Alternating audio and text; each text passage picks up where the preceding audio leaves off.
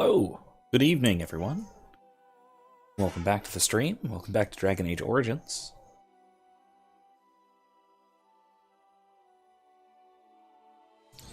Hi Yellow Kylie as well. You can see it here. Those of you who don't know, those of you who haven't seen, if anybody happens to be watching and doesn't know about this, I have a Discord server set up. It is not in the description now. That slipped my mind. But don't worry, it will be after the stream. I will put up a link, an invite link to it, so you can join via there. Otherwise, if you can't wait that long, feel free to go to my Facebook page. In the announcement for tonight's stream, there is also an invite link in there. So anybody who wants to join in the community, feel free to do so. It is in the process of being set up pretty well, so that is something for you guys to use, for you guys to check out. Any of my students who are seeing this, hearing this, talking about this, this is separate from the Discord server I use for actual classes. That is its own thing. That is exclusively for actual real-life students. That is its own thing. So this is more of a community type thing. So anyone who wants to join that is, of course, absolutely welcome. Basically, my only rules are don't do anything illegal. Really, there are sets of rules. Make sure you don't, ordinary Discord etiquette and such. But otherwise, that is free for the community to use at your as you please. And hello, Kevin. Good to see you here. Welcome. Welcome. All right, let's jump back into things.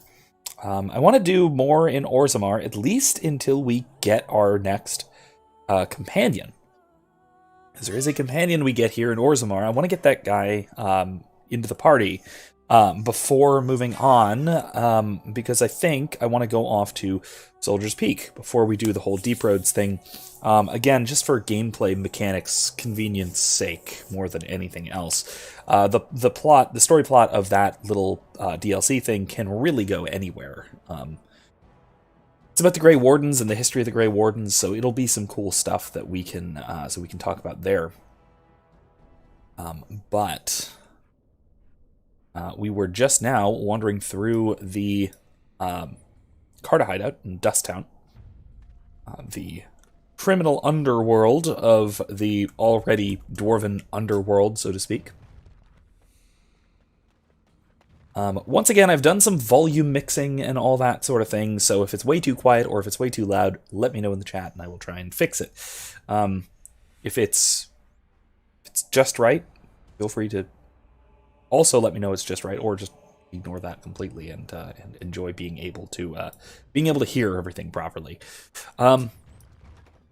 As we move on through here, through what looks to be a good deal more combat, and that's a trap if I've ever seen one. Liliana, how about you look? Tell me. Do you not see it? Are you kidding me? Okay, fine. You're the rogue. You're supposed to see traps.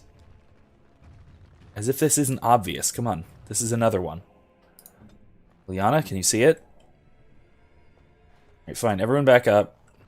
Come on, Shale. Shall we crush something? Boom. Wait, really? Okay, fine. Whatever. Anyway. So, what I was saying. Kevin says the fact that I'm almost always on iPhone may be why my replies are snailish. It could be. It could be.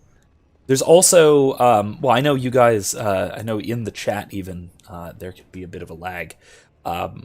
Especially on mobile, that is a thing that can happen.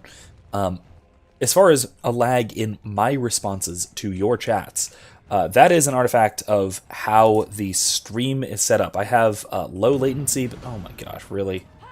I have low latency, but not ultra low latency, meaning that I...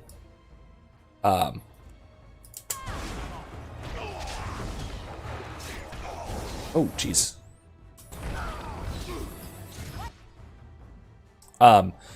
Meaning that there is probably a 20-30 second delay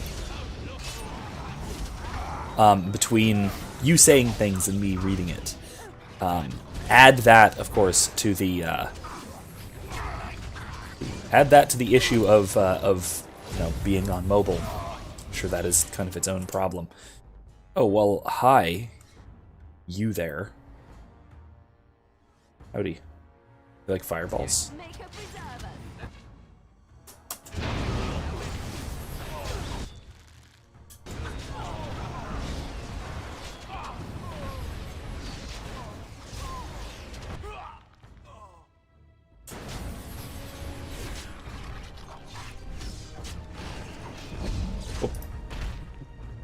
Right, we're good. Anyway, ooh, Chilky. I could use that. I assume that's going to be useful. Kylie says, I'm a computer again. My Bluetooth was able to hook up to computer, so I have audio with my earbuds. Nice! Very nice. Yeah, that's pretty good. Funny enough, I actually have to have a separate antenna plugged into my desktop to make my Bluetooth work. It is also what I use for Wi-Fi on the very rare occasion that for some reason I need to use Wi-Fi on my computer, on my desktop. I had, in the past, used it pretty consistently, but I've since moved my router to, like, right here. So what that means is I'm finally in Hardline, which is very nice. Makes a significant difference. Oh, hey, look at that. You need an injury kit. When did you get injured? Okay. Anyway. But yeah, I keep it plugged in. I haven't reconfigured the inside of my computer to take out the antenna just yet. Because I do still use it for Bluetooth, so that is still somewhat handy, I suppose. Kevin says, much of my wittiness gets lost to the flow. It ends up being like responding to people a few minutes after they've walked away. Oh, I hate that. I know that experience, and it's just terrible. It's alright. The delay is... There's enough of a delay already between you saying things and me repeating them, so that it's hardly noticeable otherwise. Anyway, let's see what this guy... who he is and what he's doing. Let me out. I see you bear no love for Jarvia. Please, help me. Okay. Thank you. We've been down here. It's been so long. My friend didn't make it. Just stopped eating one day and all for a stupid bet. Alright, well, run. We've cleared out the way so far. Oh, he's very sneaky. So anyway, there's some good things and bad things in the news lately. By lately, I mean today, literally today.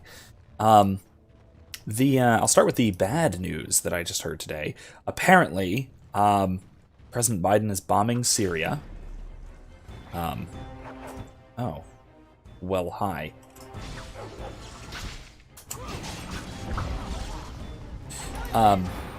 So that's awful.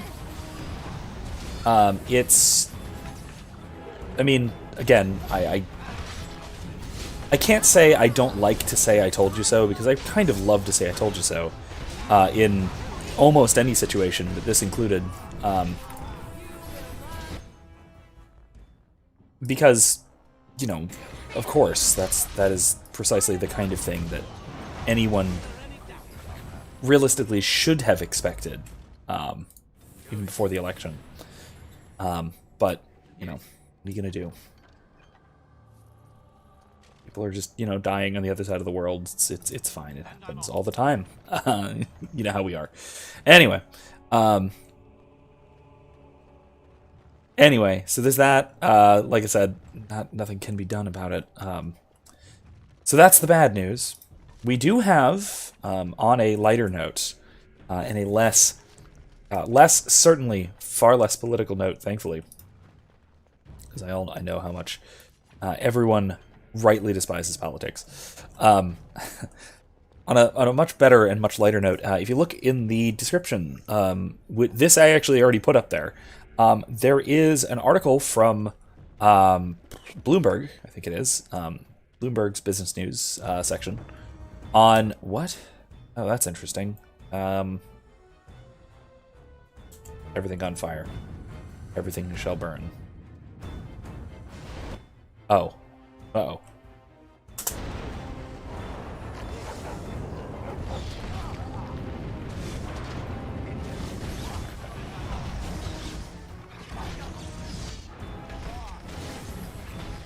There we go.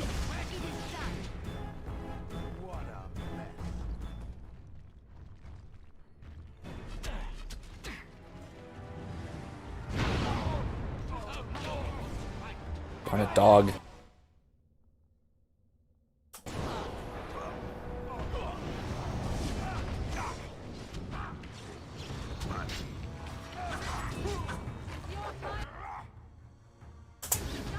This will be fine.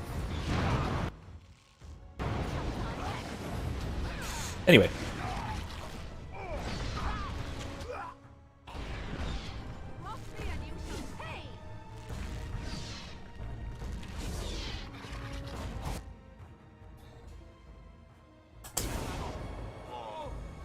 Wait.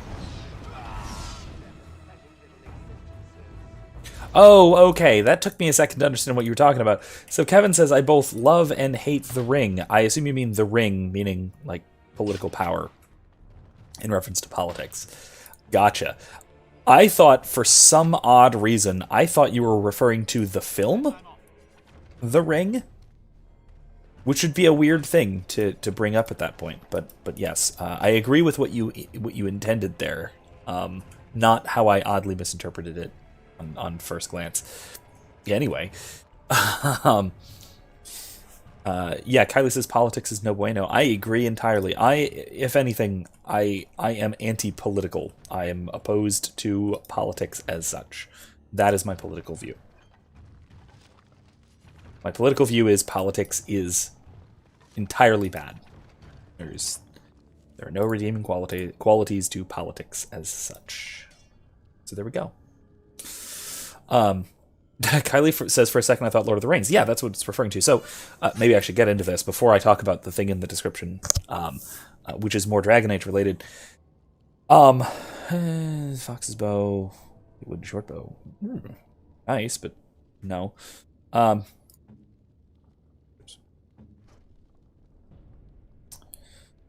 Nope.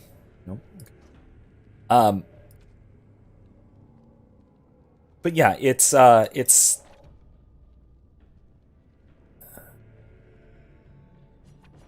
better.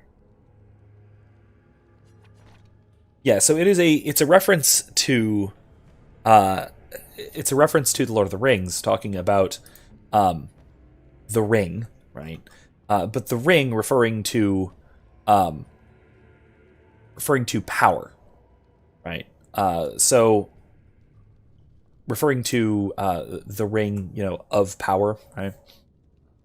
Because the ring, while, yeah, I know it's not an allegory exactly, because, I know Tolkien's views on allegories. He hated allegories, but again, what he meant by that is what we might mean something different. But anyway, so the ring in Lord of the Rings it is applicable to use Tolkien's terminology, it is applicable to political power, right? And so a lot of what the ring represents is power. What?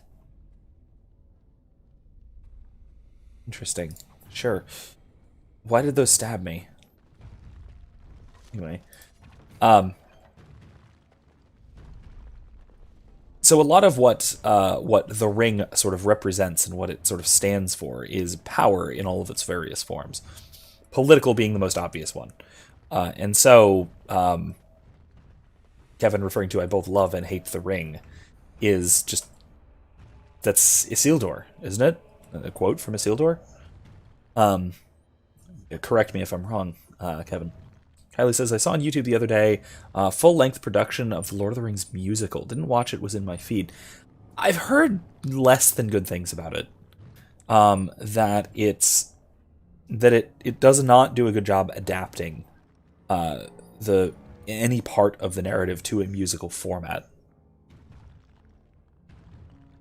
Which is really disappointing because honestly, my biggest criticism of the Peter Jackson films is how non-musical they are. They should be far more musical. I wish the musical were better. I guess what I'm saying. Oh, well, that's irritating. I missed.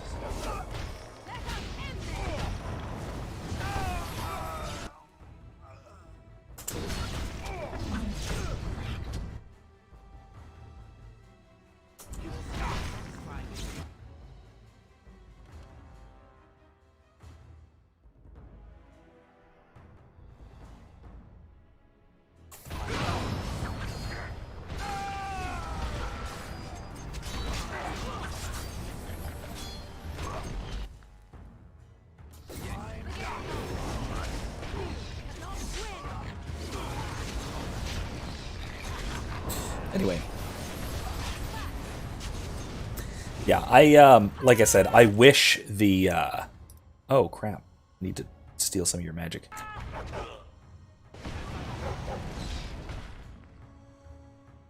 I wish the Lord of the Rings musical were better. But, sadly, there were apparently significant problems.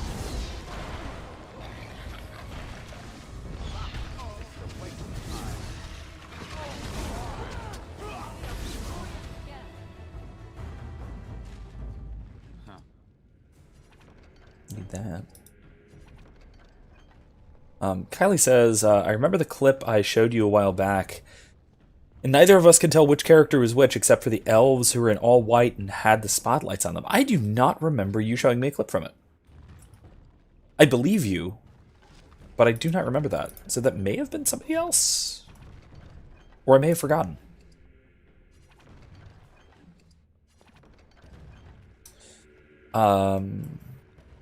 Kevin says, I'm not sure if it was rightly attributed in the film adaptation, but in the film, Gandalf spoke of Gollum hating and loving the ring.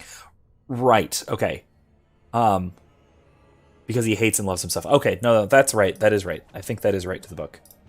But I think in the book, Gandalf says that about Gollum because he read it in the account from Isildur. I think. And again, I might be wrong about that, but I think I remember that being attributed to Isildur in the book somehow, indirectly or otherwise. I don't think it was in the prologue like it was in like those sorts of discussions were in the films, but I think it was in what Gandalf read when he was in Minas Tirith, if I remember right. Anyway. Interesting. That's locked. Oh, okay. Kylie says, nope, it was somebody else in the department. Okay, somebody else who likes Lord of the Rings. I mean, who doesn't, really? Really, who doesn't? Bam.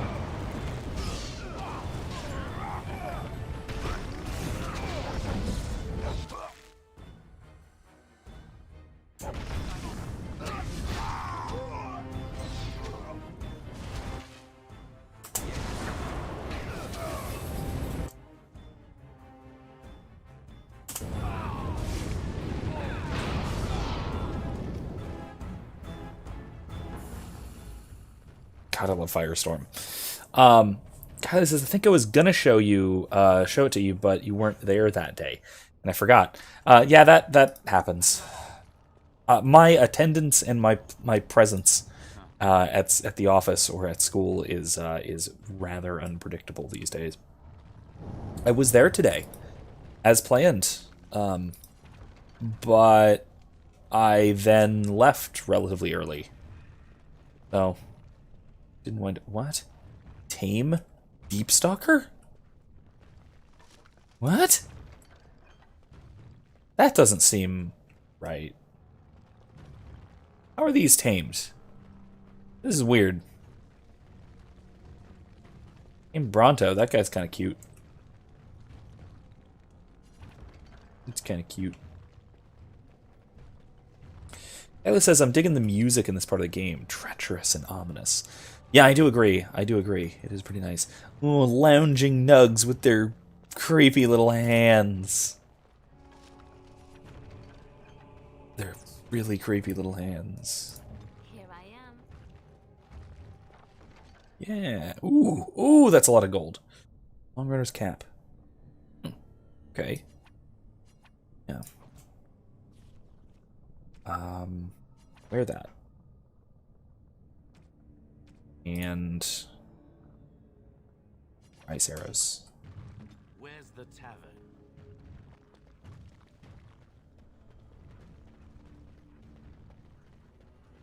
Ellie asked if I still have the same class hours as last semester. No. No, I'm only doing 2 classes this semester. It's basically the first 2, so I'm actually done at 12:40.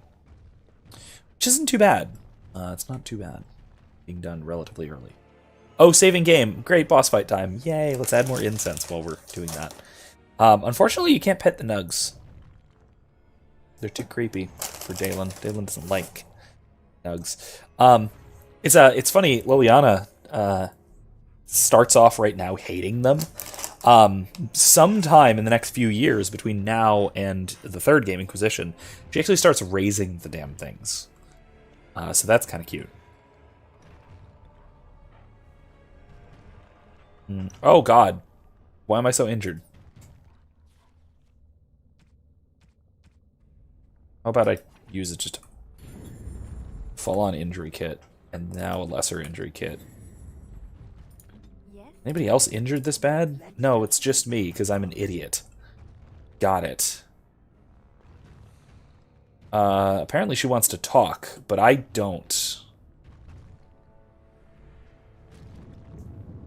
I wonder if this is gonna work. So Balin Darn. realized his throne means nothing if he can't hold it, yet he still doesn't bother to send his own men. Well, you picked the wrong side, stranger. It doesn't matter who's king, as long as there's a queen. Okay, Kylie asked if I'm going to set off the smoke detector with more incense. No. What happened there was the charcoal caught fire. Actually flaming. That's what set off the smoke alarm that one time. Incense shouldn't do it. The smoke is not hot enough. It actually burns pretty cool. I'm pretty sure that isn't gonna. I really hope. I've never done it with incense before. I've done it with kitchen smoke, obviously, but that's different. You're awfully cocky for someone whose entire Carta is dead. You'll pay for their deaths 100 times over. Kill Ow. them, but leave the mouthy one alive. I have plans for him. Oh, okay. Well, I'd, first of all, Morrigan, bear hour. It's real bear time in here. And Dalen, big old firestorm. Laugh.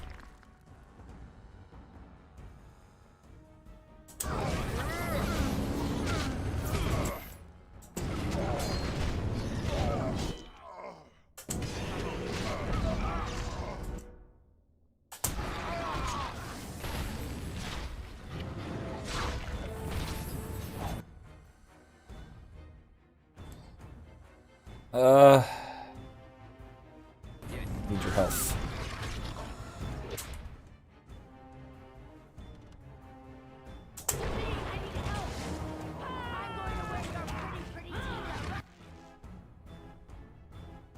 Aha, there we go. Fireball.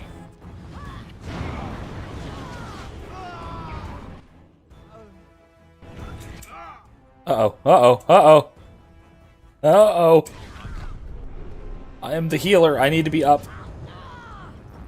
Ah! Are you kidding me?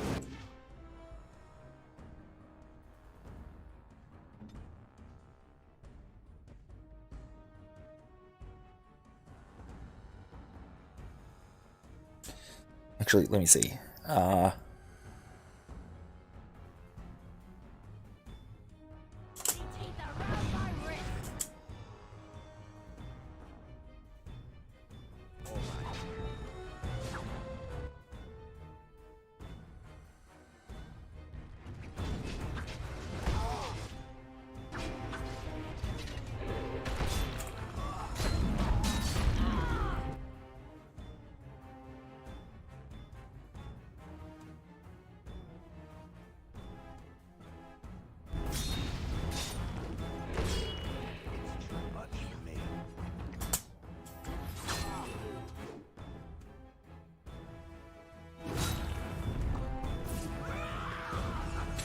Okay, so we should start this over with fires already up. How about that? Okay, so yeah, let's properly do this. Let's properly do this. Is the yeah, if the game audio is too quiet, it's probably because I turned it down. Let me keep the sound effects pretty low because the fire gets kind of loud. I'll pump up the music a little and the dialogue a little. The problem with the dialogue, if I remind everybody, is that it. Oh, dog. Hey, that'll help. Constitution. Yeah.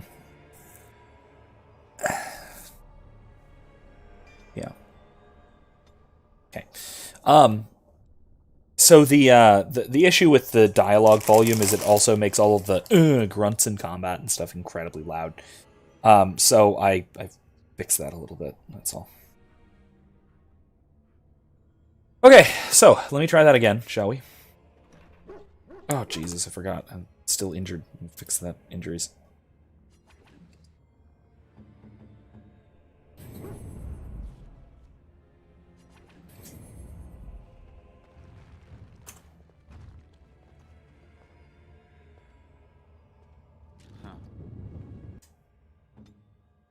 Be a bear.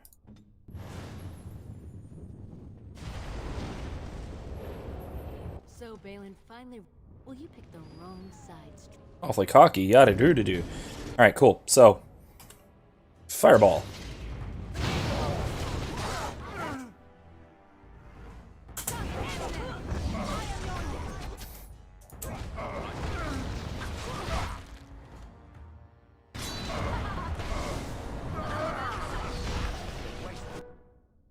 Really? Liliana's down already. Okay, well that's just awful.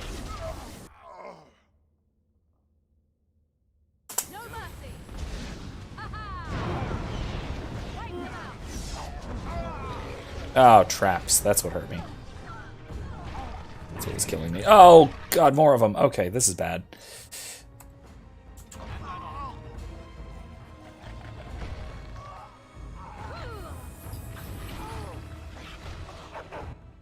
Okay.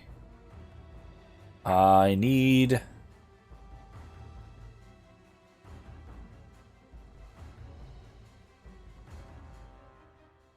Where's Morrigan? Need Morrigan back up. Where'd she die?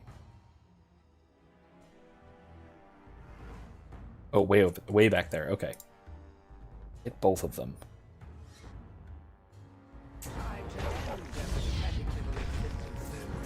Yes, I can. Good. Oh, great. Well, Dalen's down. Oh, because of explosives. Great. Okay, fine.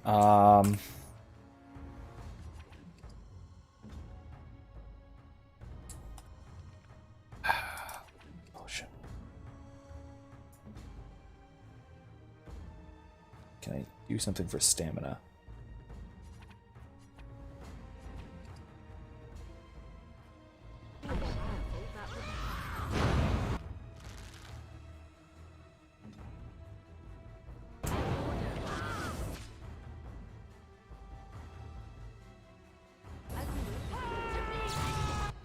There.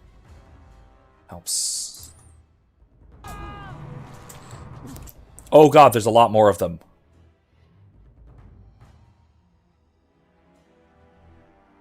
How about I do that?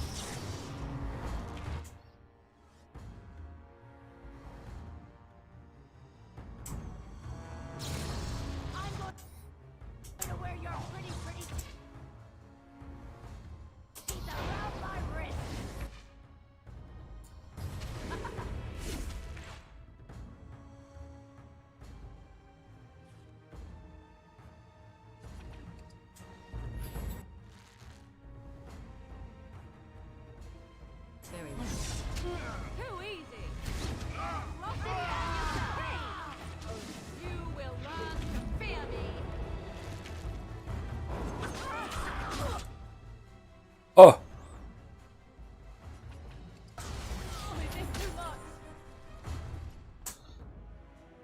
Can't sleep again.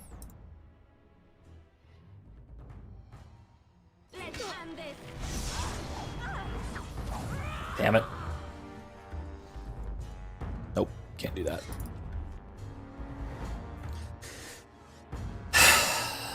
Kevin, I'm eating health potions as fast as I can. I think I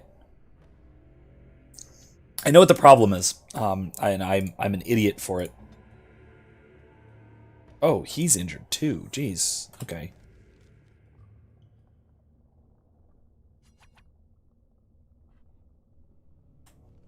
Like, can I just... I can't use one? Oh.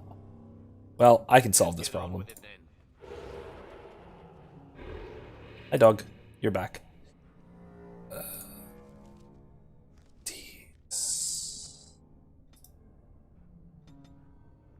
Okay.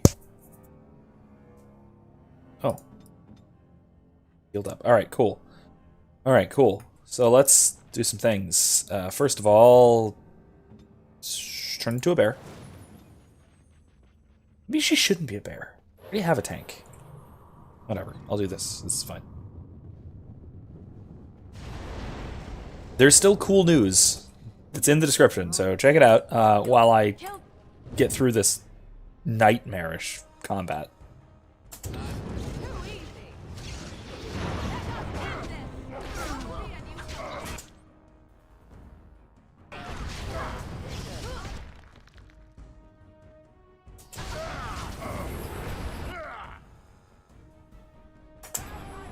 Ooh, whoops.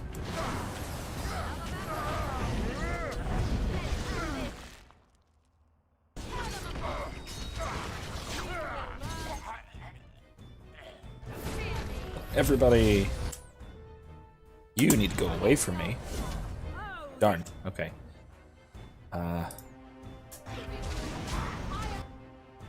Health drain.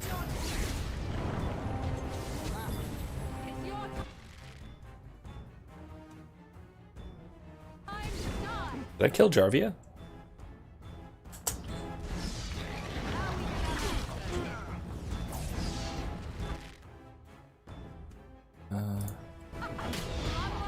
Oh, that's the problem. Okay, that's very bad.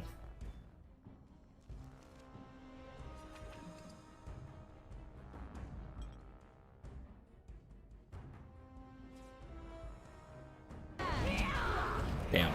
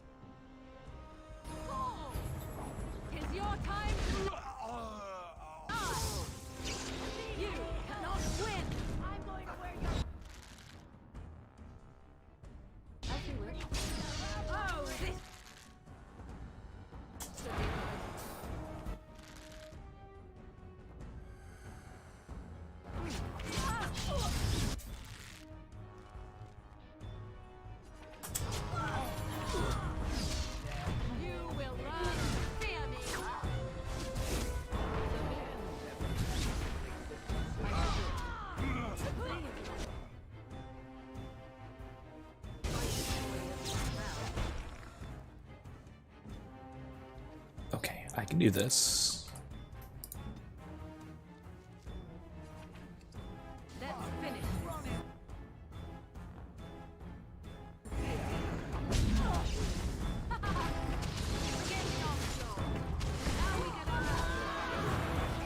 Oh, Jesus. Okay, here we go. All right.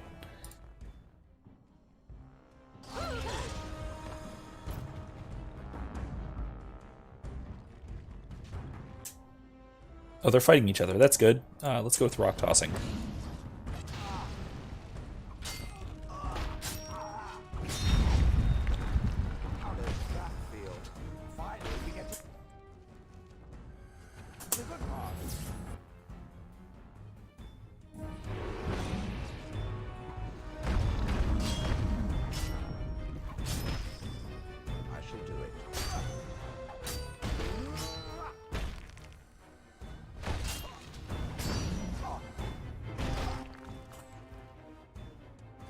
Okay, I can do this.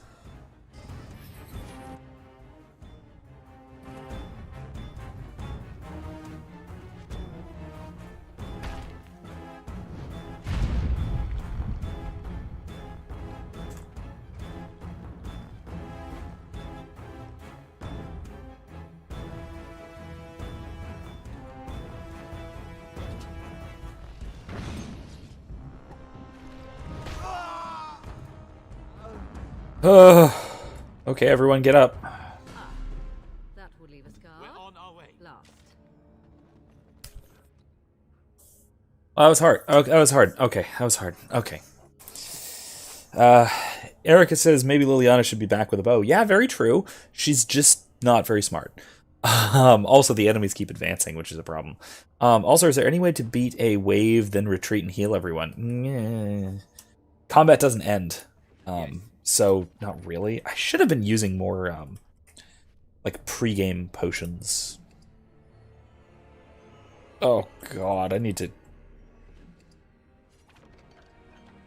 get rid of some crap. Now, first of all, everyone needs one of these. Not shale.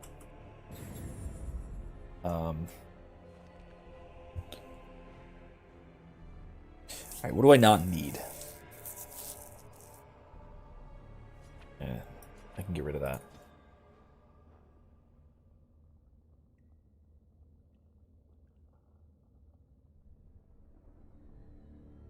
Anyway.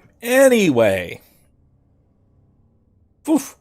All right, well that was an ordeal.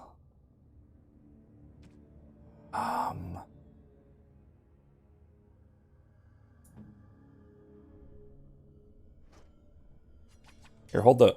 Oh, that did the opposite of working. Okay, fine. Nobody else can hold anything, so I just gonna have to destroy some stuff, I guess.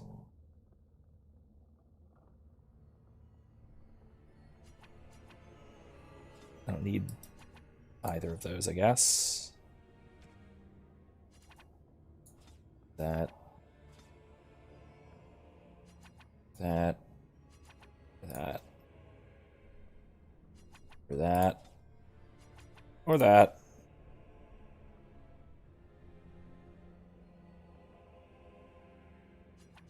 Or one of those. Anyway. So, what I was originally talking about some time ago, before I got into a very, very rough fight there. So, there is the good news. The non-political good news. Let's take that. Let's level up. Let's just magic it up. Life Ward, handy, Blizzard. I really like the giant area spells. They are really pretty nice. Same time, I am our designated healer as well.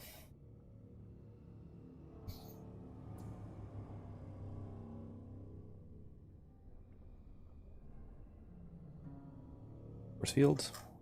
Or...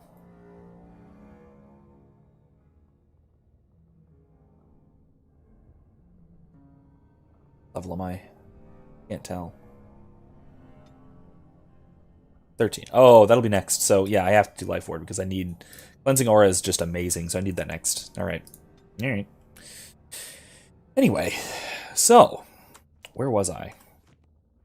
If you take a look at the article, or if not, I can briefly explain.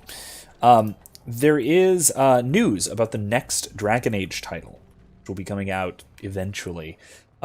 Speculation seems to say it's coming. It's okay. That was awful. The most in the know speculation seems to say that it'll be Holiday 22. So, like, over like a year and a half or so, at least. Right ahead. Oh, good, Liana. How about take care of it? That'd be nice, so we don't all die. Can you?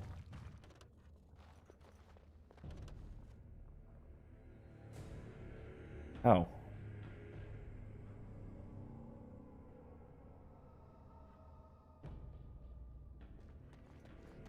Let's go around. Be serious.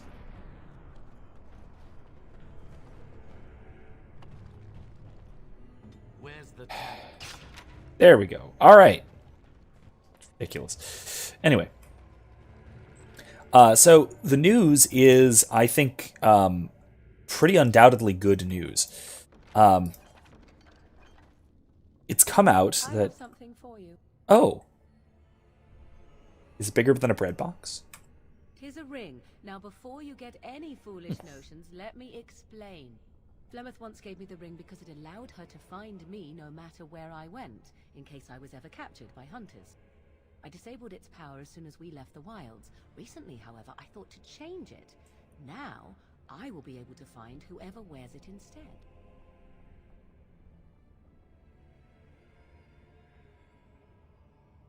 So you'd always know where I am? It is not to track you, you understand. I believe you are too important to risk. If you were to get captured, however, it would be far easier to find you with this.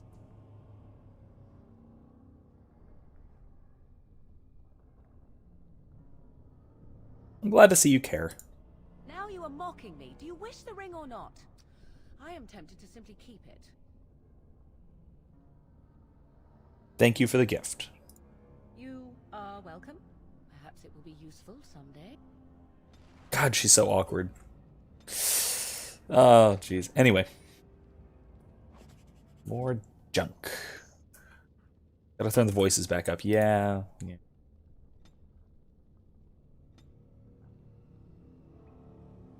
Hopefully this won't, like, blow out the speakers when we get into combat. That's all.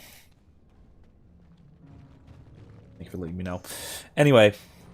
Ooh, cool. So Kylie says, y'all, I found a mug that looks like a sushi roll and I want it. That sounds awesome and hilarious together. Which is really just wonderful. Is this the way out? Am I missing anywhere? No, we're good. That's everything. Alright, let's get out of here. Anyway. So, the new Dragon Age game, Dragon Age 4, tentatively titled, is... so, news came out, this leaked from apparently some pretty high-ups, leaked to outside news sources. God, by all the beards of my ancestors, how did you... Where did you come from? You made a hole in my wall! That hole leads to a tunnel in the Carter's hideout. It does? Oh, sod it. If people find out about this, my business will be ruined. They'll think I have something to do with Jarvia.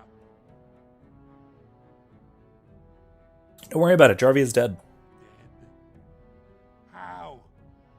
Did you... You did, didn't you? You killed her. And then you climbed out of there into my shop. Oh, just leave me alone. I don't want anything to do with this. And if anyone comes asking, I'm gonna tell them you did it. Well, I mean, I did, so that's fair. You want to buy a bunch of the stuff? Here to buy something, or were you just thinking of wrecking another part of my shop? Just let me see what's in the store. Of course. Keep in mind, we also take items on trade. Good. Alright, let's sell everything we don't need, which is a lot. One of those. Let's keep one for what's-his-face.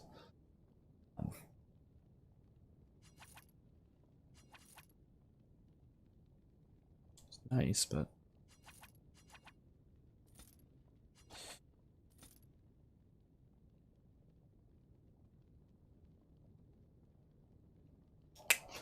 all right. Anyway, so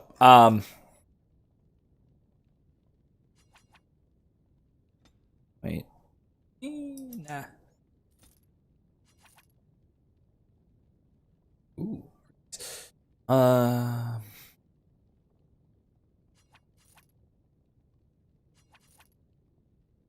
Should have maybe kept those, but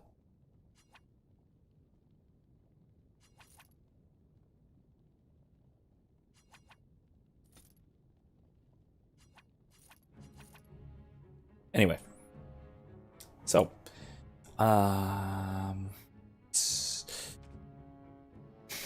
so there have been some updates about the game that got leaked by, as I understand it, some pretty high ups in BioWare.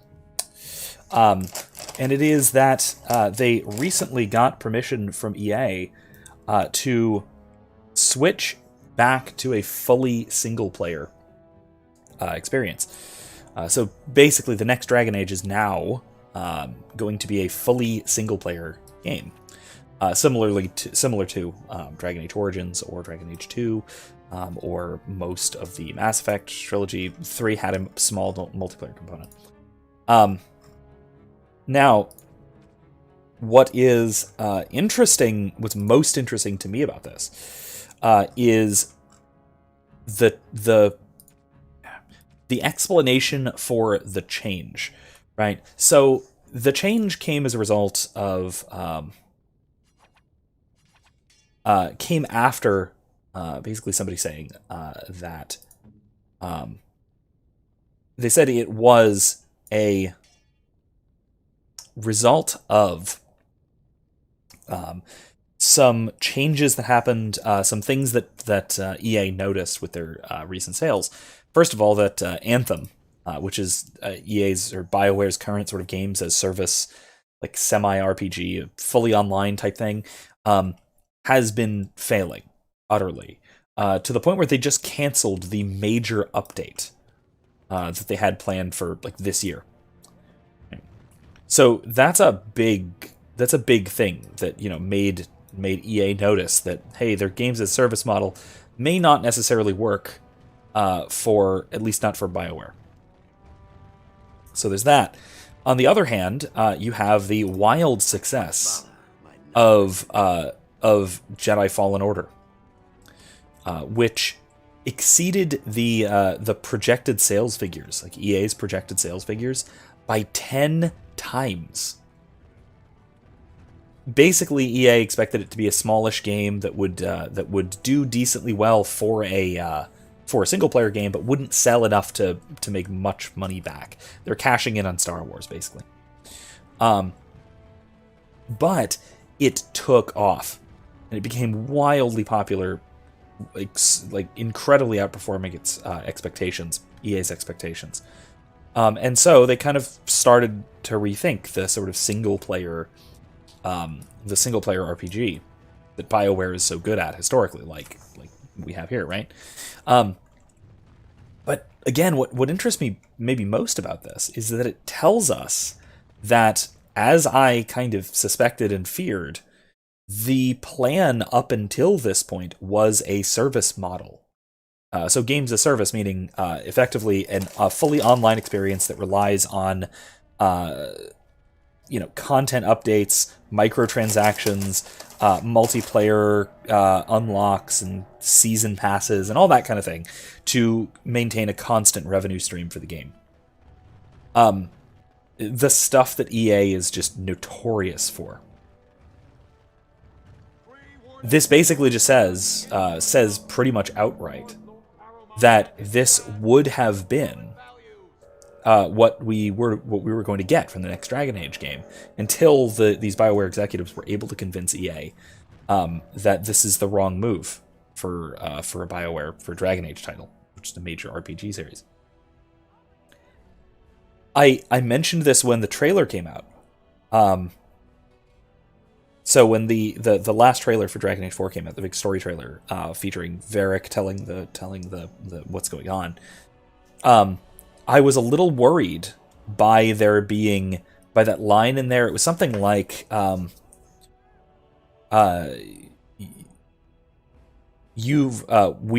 got your back, we've got your back, and talking about like you as one of many agents in this whole big struggle thing made me think that it was going to be like a you and everybody else playing this is a little character in a big struggle, so it was going to be like a big multiplayer, what a lot of people in the community were saying, Anthem with dragons.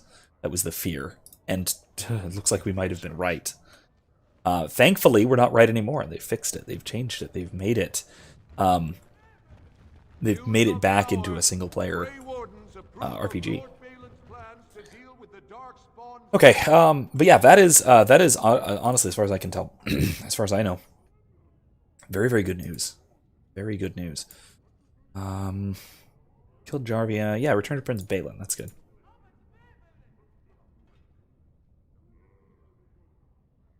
We need to go back to Orton Tig. We were there. Oh, no, we don't. No, we don't. That's further in. That's further into the Deep Reds. Some of the Proving Grounds. Oh, right. We need to find that out, too. This is the thing we need to do at the Circle. So we'll do that eventually.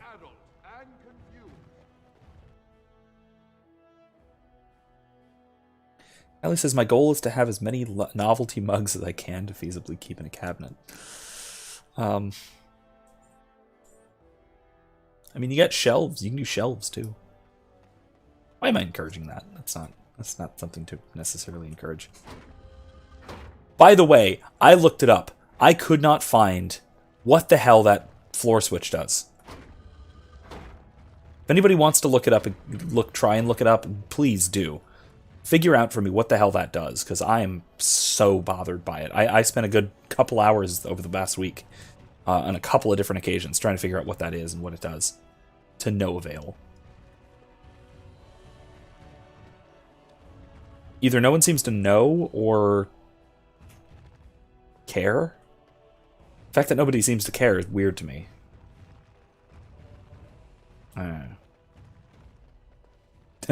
Kelly's at 10 or 15 mugs so far. Nice. Well, you've simply outdone yourself. They're talking all over the city about how someone finally went through Dusttown and slaughtered the Carta like Genlocks.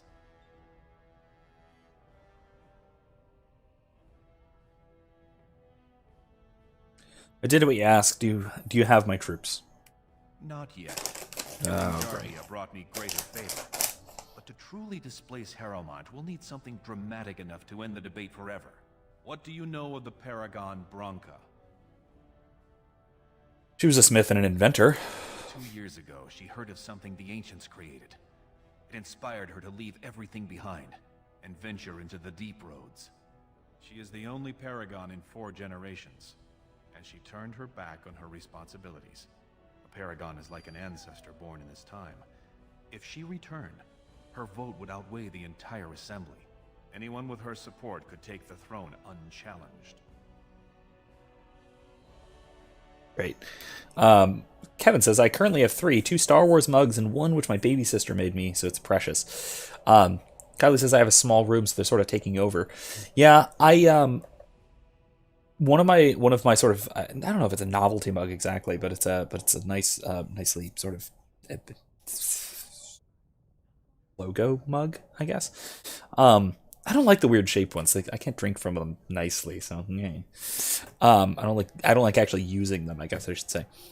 This one I don't actually use much is I won like 10, 12, 13 years ago or more at a trivia contest at Star Wars weekends at Disney World. And that's one of my neat little novelty type mugs that I really like. Another one I got from I think I got this from Einstein's Bagels. It is a mug that has a little strap that goes around it, which holds a tiny flask to the thing. It's very nice.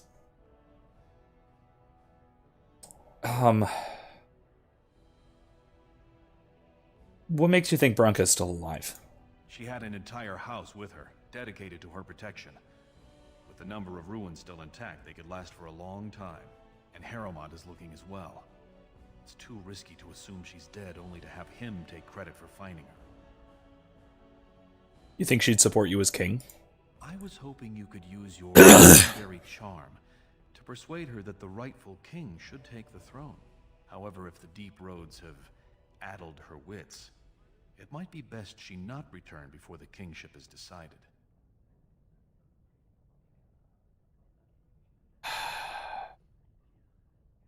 I'll find her for you. I'm not going to ask about that. Kylie says, I have a Harry Potter mug, Phantom of the Opera, Hamilton, Starbucks, a really cool green seafoam design mug, a mug that looks like a cat, the cat's soul from the movie Soul, which I incidentally still haven't seen. And there's too many to list. I still need to see Soul. I don't know. I don't know what to expect. I expect a little bit of Gnosticism, honestly, but of course. It's the kind of thing you would expect from such a thing. But Then we will both go down in history as a Paragon's saviors. So far, my men have traced Branka to Caridin's Cross, an ancient crossroad lost to the Darkspawn 4 centuries ago. Her trail ends there. Perhaps with your warden's expertise, you can find what my men could not. Where's Caridin's Cross? You must enter the deep roads through the mines. To protect the city, that's the only path we leave open. Caridin's Cross lies many miles deep into the tunnels. It was once a main thoroughfare, but before Branka, no one had stepped foot there in generations. All right, I'll leave Rao and go find her. You have my thanks. Seek her in Caridin's Cross. I will try to delay the vote until you return. Oh, Kevin enjoyed it. It's good, albeit, honestly, I'm a little surprised. Surprised to hear, almost. Dexterity. Damn it, she needs hit points. She needs some constitution. Thieving, obviously. And...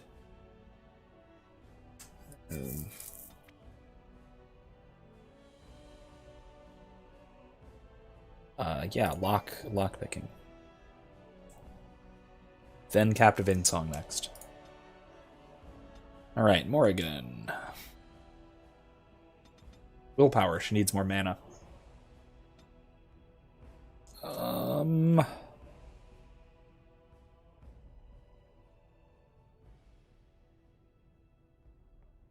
Tactics. It's warm, meh. Of cold might be nice.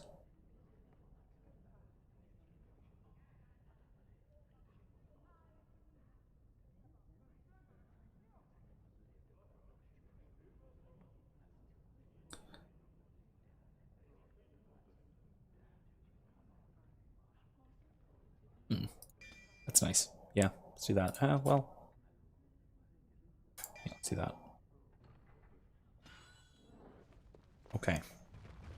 Kevin says it was outside my normal taste, but I allowed myself to look at it objectively. I'll have to do that. Of course, when I look at a film objectively, a lot of what I do is examine its underlying metaphysics and the problems therein. So it's why I detested Inside Out. Hated Inside Out. Because it's again, I've talked about this endlessly, on stream and off. Inside Out is basically just one big homunculus problem. That, you know, the character of Riley is not a character as is in the film. It's just that the she is a setting, right? The actual person is a setting, which that doesn't seem right, especially as a lesson, because it's a kids movie, you know. It's not a good thing. News of the hour. Lord Balin proven to be working with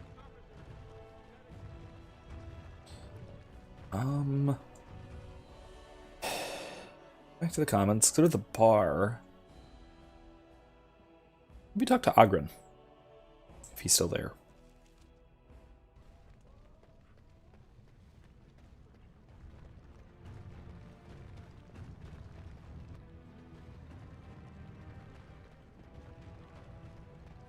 Kevin says, I didn't see Inside Out. I will go ahead and recommend there is a there's a version of Inside Out that somebody edited, which is just the outside part. Something like Inside Out Outside Edition or something like that. I'll see if I can find it.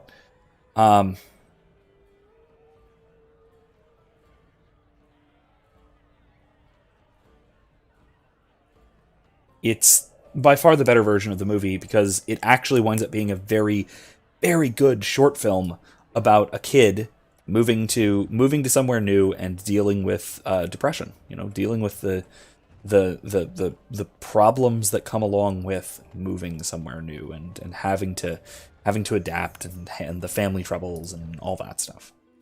It was really good. It is a really good movie. The problem is the thing that makes it a movie. You know, the thing that makes it the kind of the movie that it is why it's not. Why it's worse than it should be. What is this? Why does the bard stare at me so? I was thinking of writing a song about you. I need this. Statue with a heart. Something like that. It thinks Horde has joined with Balin. We can't allow it.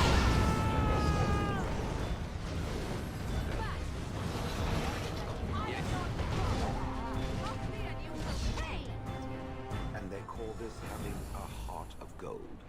Why?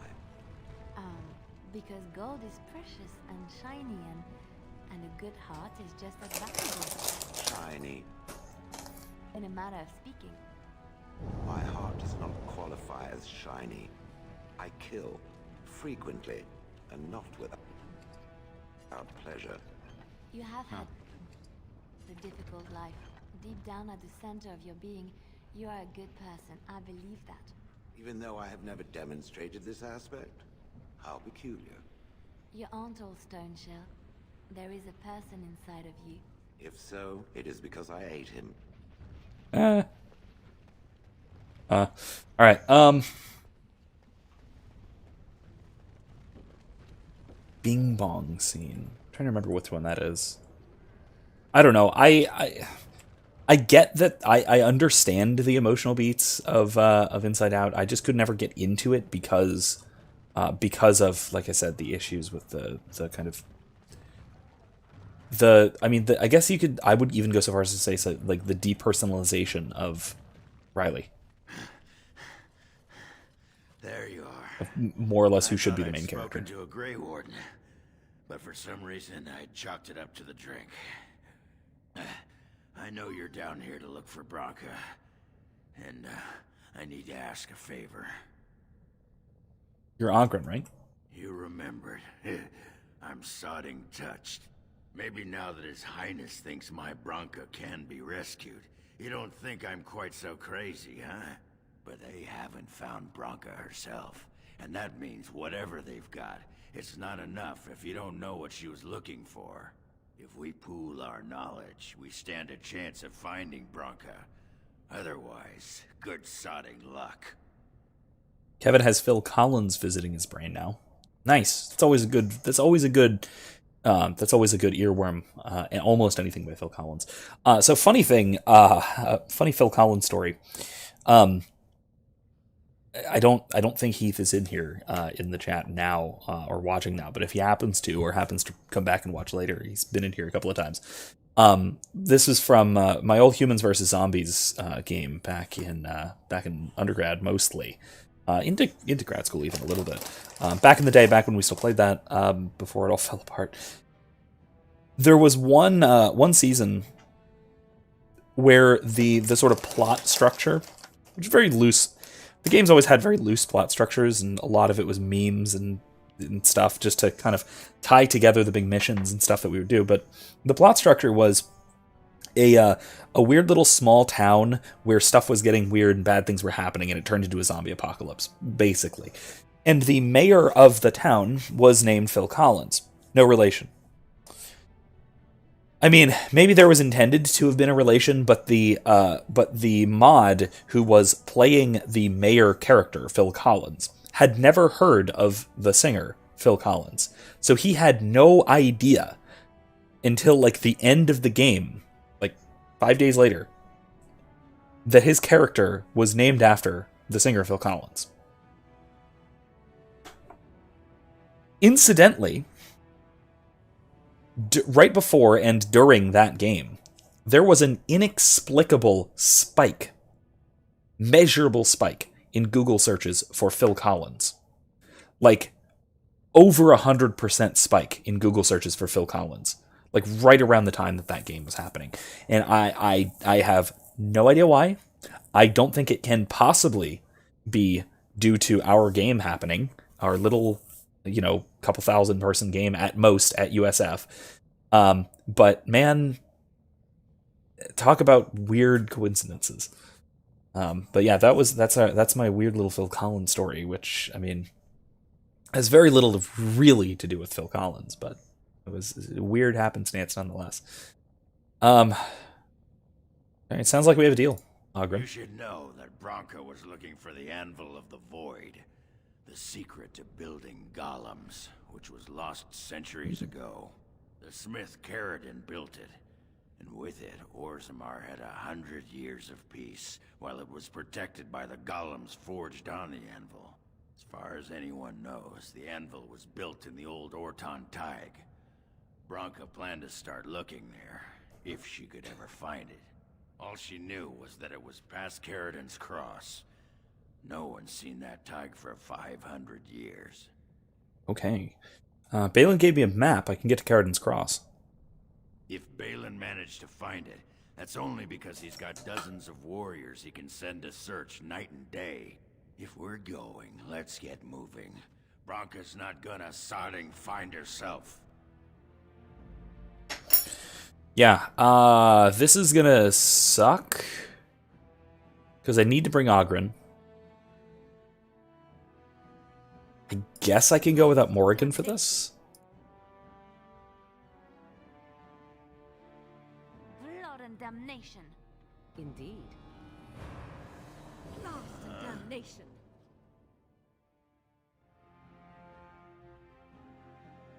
Yes. Horse feathers, indeed. Lost and damnation. That's what I want. Okay, cool. Jeez, that was weird. Glitchy. Alright, cool. Hi, Ogren. I'm going to equip you with stuff now, because there we go. Look at that.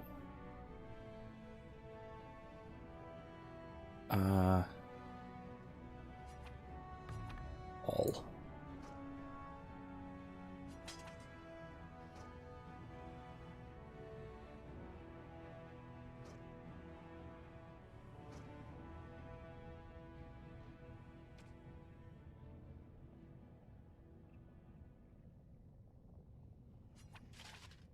There. Heavy plate.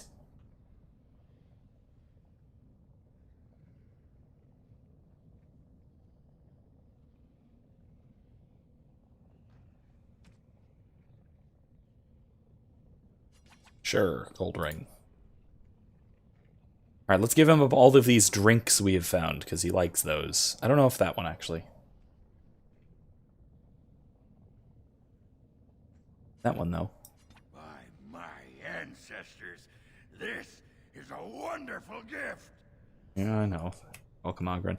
Alright, let's leave. Because, like I said, I like having Ogren in the party, but I wanted to do something else first before we actually do the quest, before we do the Deep Roads quest.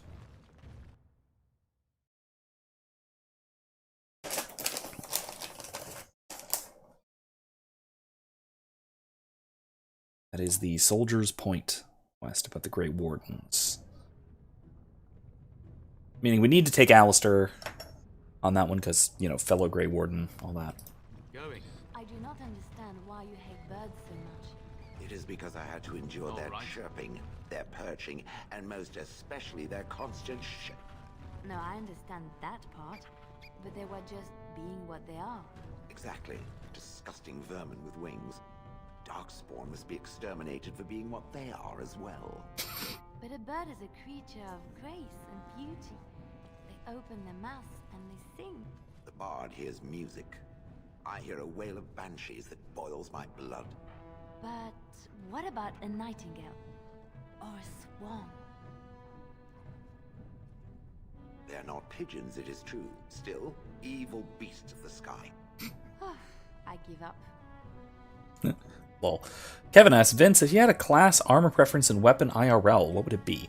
So if we're including magic, without a doubt I would be some manner of mage. If we're talking D&D classes, wizard. Or wizard, or maybe bard. Or maybe some manner of cross-class between them, just based on, my IRL stats, basically. I rely for real life on intelligence and charisma. So between the two of them, something like wizard based on study and bard based on more lore type bard. Learned kind of storyteller and magic user type thing. If we're ruling out magic, because I feel like that's what most people would pick, just because of its unavailability in real life. Let's go to camp real quick. Enchant that big maul. And re-equip everybody. Oh. Let me find a Dragon Age gift guide. Otherwise, if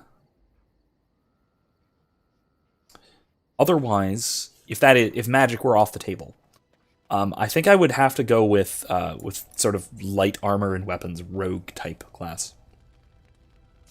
Because in all of the martial arts and LARPing and everything that I've done that is combat related, I have always relied on speed and agility rather than armor and strength.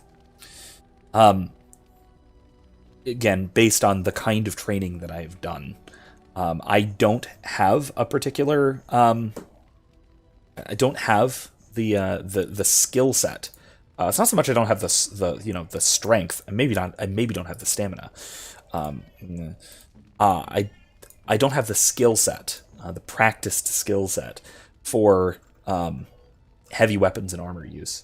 I don't have the practice in relying on armor for defense or heavy weapons and the slow power that comes with something like a longsword. Kevin says, I've been told I would be a barbarian or a paladin. I think I'm okay with that. Yeah, that's nice. Those are definitely nice classes. Black Runes. Yep, that is for Alistair. Is that for me? Yes, it is. Really? Wow. Wow. But yeah, that is yeah,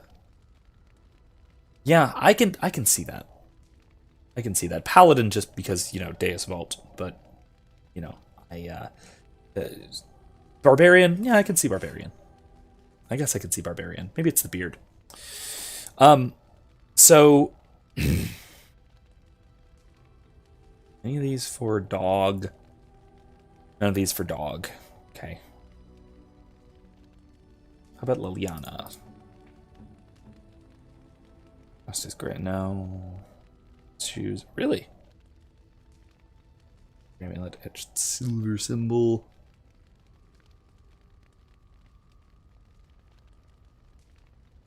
No, none of these. Oregon. Black Grimoire, Flemeth's Grimoire. Gold Amulet. A fine gift. Oh, she's maxed out already. Thanks. Oh, well. Okay, she can have them anyway. It's fine. Golden Mirror. Oh. What have you there? A mirror? It is just the same as the mirror which Flemeth smashed on the ground so long ago. Aww. It is incredible that you found one so like it. I am uncertain what to say. You must wish something in return, certainly.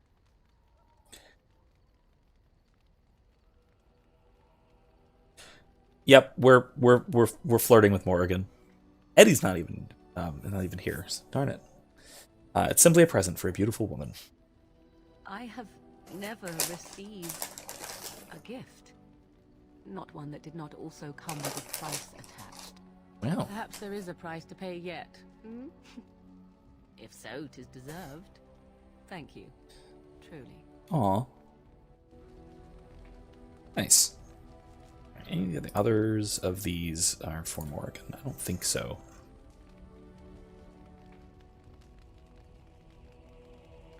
No. Or Jane Silver Medallion. No, none of these. Okay. What about Ogren? You gotta have stuff that's gotta be for you. Alec King's Flagon.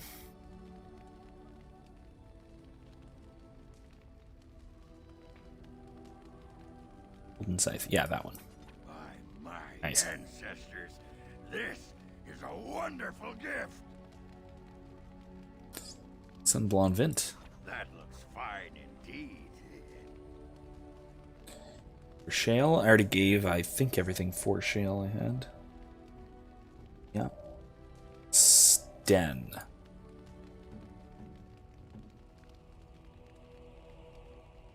Portrait of the Goose Girl. Unexpected. Thank you. Still alive. Sten's sword, totem. A win.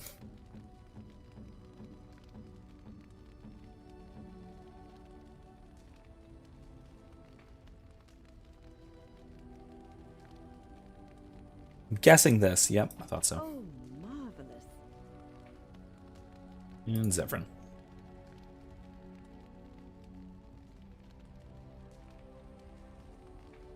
Mongol bar. I shall treasure it. Thank you.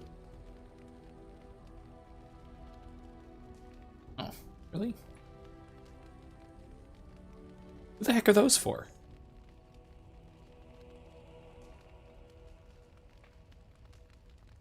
Oh, they're generic. For anyone. Alright. Who do I need to be friendly with?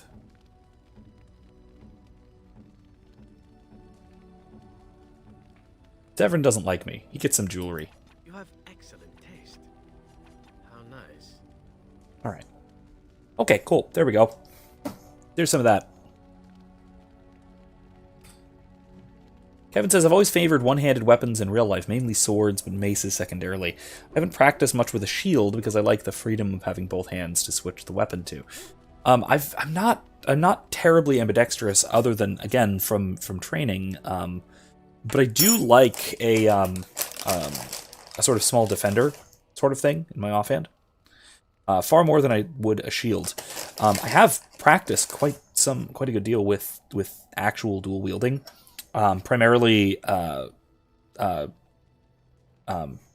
dual sabers, or broadswords, or Dao, or call them what you want. In terms of dual wielding, at least. Otherwise, something like rapier and dagger, or the equivalent. I've always kind of liked long weapons as well, spears and staves and such. But sort of, hafted type things. But not so much not like, a spear formation type of thing. My training with staves and spears has been kung fu, so it's been very sort of northern kung fu. So very dynamic, very Enchantment? moving. I'd like some enchanting done. Enchantment! Let's see. Ooze. Right. We're gonna need that. And we're gonna need that. Bam. Alright, cool. Let's talk to everyone while we're here. We have some time.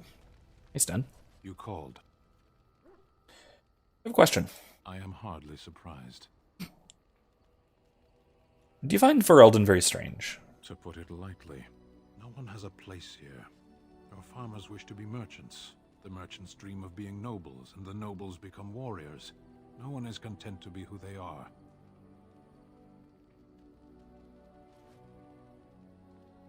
Is there anything you like about Ferelden? There is interesting food here. You have a thing. It doesn't have a word in the Kunari tongue. Little baked things like bread, but sweet and crumbly. Cookies? Yes, we have no such things in our lands. This should be remedied. I'll keep that in mind. Shall we move on? Don't the Kunari ever want to change their lot in life? What does that accomplish? The farmer who buys a shop is never a merchant. He is always a farmer turned merchant. He carries his old life with him as a turtle carries its shell. Maybe he was meant to be a merchant. Meant by whom? And if that were indeed his purpose, why did that mysterious source of meaning not make him so to begin with? You think birth should determine your destiny? Destiny? Destiny is superstitious nonsense. Life is not a journey that ends with you arriving or not arriving at the proper destination. Life is what you do. Life is the duties you fulfill. So you don't think happiness is important? You can learn to find it in doing your duty, in serving your people. There is no need to search for it. Shall we move on? You sound a bit homesick. Perhaps. It's strange to be in a crowd and hear a language that is not your own. To see faces that are and aren't like yours. I miss the smells of Saharan. Tea and incense and the sea. Ferelden smells of wet dogs. Left out rotting garbage. True. I was trying to forget that part. Shall we move on? Let's go. As you wish. Yeah, I don't like the Kunari. I've been over this. There are many of the worst parts of the kind of utopianism you see in something like Plato's Republic, just done almost by chance, without the possibility of finding what one ought to do. Right? Even in the Republic, if you take the Republic to be straightforwardly political, which again it's obviously not. I've gone over this before. It's more a text of moral psychology. But even if you take the Republic to be straightforwardly political, changes in career could happen, albeit as a result of failed analysis by guardians, right? So, if you are properly suited to be a merchant, then you really ought to be a merchant. You just should. You ought to be a merchant, even if you were a farmer. And again, it's all more or less naturalistic in those terms, but it is it's based on what you ought to do because of what you're best at. Therefore, because you will be best at it, then you will be happiest at it. It's something I've said before, that I quote from an old professor of mine who taught the Republic to me the first time I read it. A happy broom is a broom that's sweeping, not one that wants to go to Hollywood to become an actor. Right? Because if I, a philosopher by trade, were to try to become, say, a screenwriter or an actor, if that were my dream, if that were the thing that I wanted more than anything in the world, I would be miserable because I would fail at it. Failing at something that you want to do is far, far worse than succeeding at something you don't want to do, but you're spectacularly good at. And we tend to forget that because we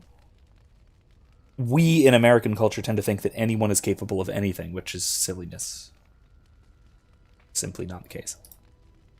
Something on your mind? I have questions. Of course. Tell me more about the Grey Wardens. Such as they are. Where are the nearest Grey Wardens from here? That's a good question. There's plenty in Orlais, but who knows where they might be found. And the nearest Orlesian city is weeks away. If we go north and cross the sea, there's bound to be some in the Free Marches. Again, however, I just don't know where. I don't know anything about Grey Wardens in other lands. Is there a headquarters somewhere? Here in Ferelden, there's our compound in Denerim at the palace, but that's it. Loghain will have control over that and be watching it, no doubt. Beyond that, the only place I know of is Weishaupt Fortress. That's the headquarters of all Grey Wardens in the Anderfells, 1,000 miles from here. But I've no idea how to even contact them. So unless we try to get back to the compound in Denerim, I suppose the answer is no. There's nowhere for us to go. That's not very good. Kylie says the background music with your monologue there just went perfect. Good. Glad that worked out. What happens now that there's just two of us? I imagine that eventually the Grey Wardens outside of Ferelden will wonder what's happened. Why there's no contact from Duncan or someone. They'll send someone eventually. Though who knows what Loghain's people in Denerim will tell them. Maybe they won't send anyone. We could try to contact them. But that would mean leaving Ferelden, and even if we did, they couldn't come back with us in time to stop the Blight. So that means whatever happens, it's up to us. We need to start rebuilding the Order. I mean, eventually we would have to use the joining to make more Grey Wardens, right? But I don't know how to do the joining, or what's involved. I know it involves lyrium and some other magic, and that it's really difficult to prepare, but that's it. Unless we can find out more about the joining, I guess we better get used to the idea that there might only be two of us for now. Until more come from elsewhere. And not going to ask that. I have no more questions. About the Grey Wardens, anyhow. Fair enough. Something on your mind? That's it for now. What's Severin? I've a question, if I may. Go ahead. Well, here's the thing. I swore an oath to serve you, yes? And I understand the quest you're on, and this is all very fine and well. My question pertains to what you intend to do with me once this business is over with, as a point of curiosity. Oh, God. First of all,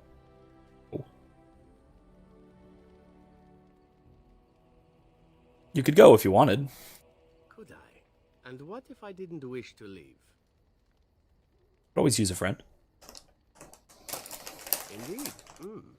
I might even be glad to call myself such, come to think of it.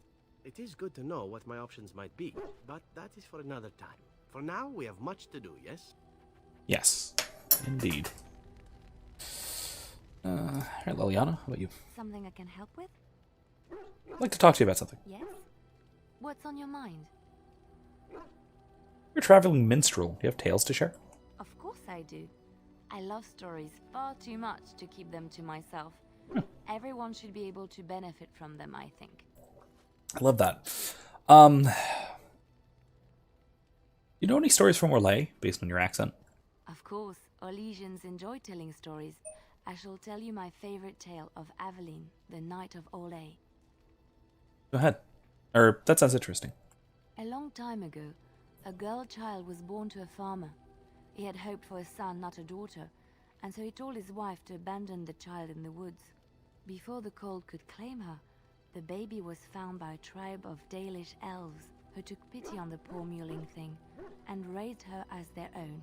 Aveline, for that is what they called her, grew strong and quick and clever under the guidance of the elves.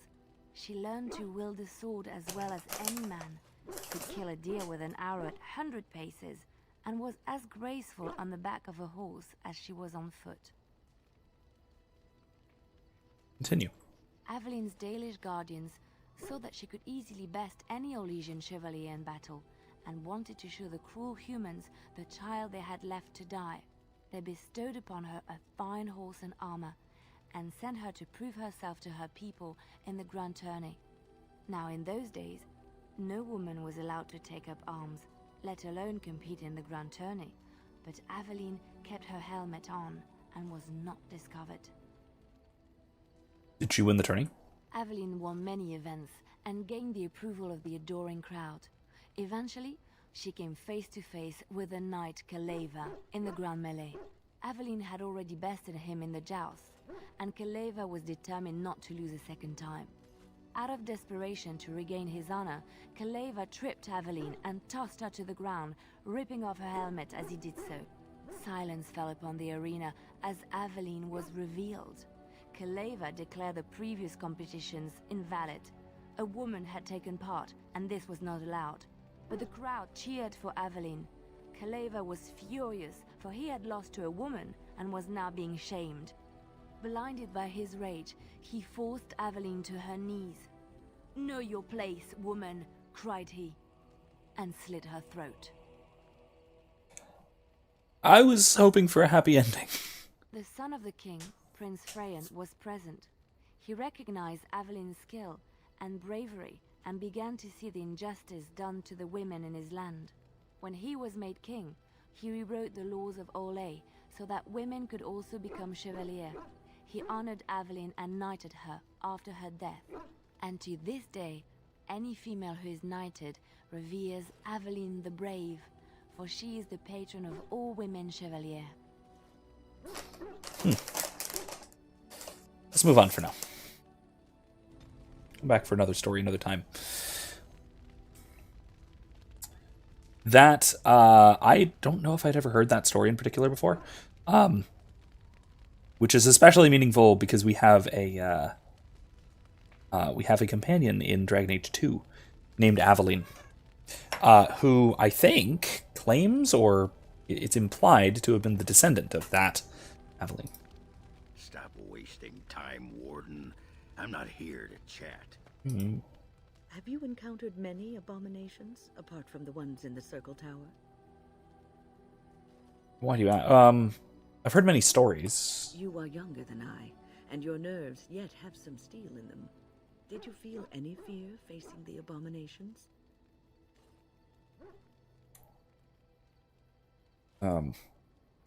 Some, but I knew I couldn't falter. The first time I saw an abomination, my blood turned to ice. It was months before the nightmares stopped. It was the knowledge that I could easily become one of them that frightened me the most. Seeing the monster that you could be is unsettling, yes? One slip. All it takes is one slip, and everything you are is simply gone. Replaced by madness. And there is no turning back, or at least that's what they say. You have doubts? Of late, I have begun to wonder if there is any way an abomination can be cured. Or if a mage could be so possessed and still retain their sanity, their humanity.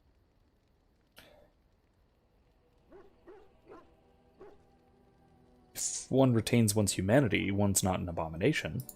Yes, it is madness and cruelty that define abominations.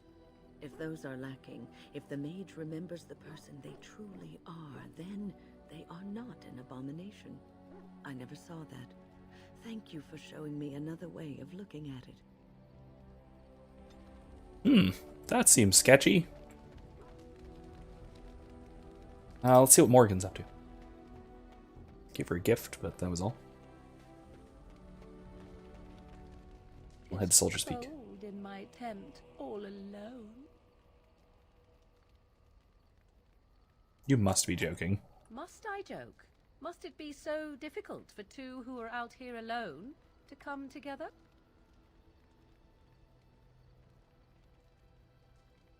I suppose not. Good. Then let us waste no more time with foolish talk. Oh, well, okay. Awkward. So I will go ahead and talk through a lot of this.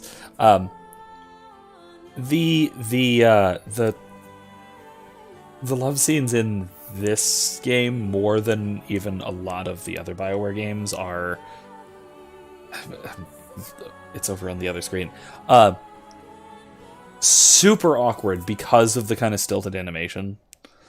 I see the stories they tell of Grey Warden endurance are not exaggerated.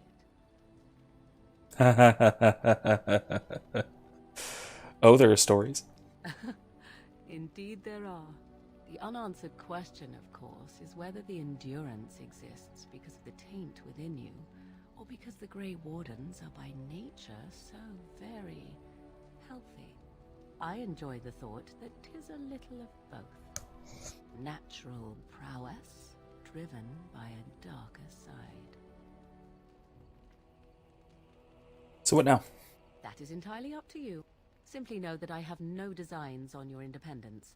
I wish only to do what I desire, and if that coincides with what you desire, then so be it. And should you decide not to continue our misadventure, then so be it. Very simple, is it not? Never that simple. First of all, Kylie says, wait, what the fluff just happened? This is, there's a reason I needed the overlay. Anyway. And what about love? Does that enter the picture?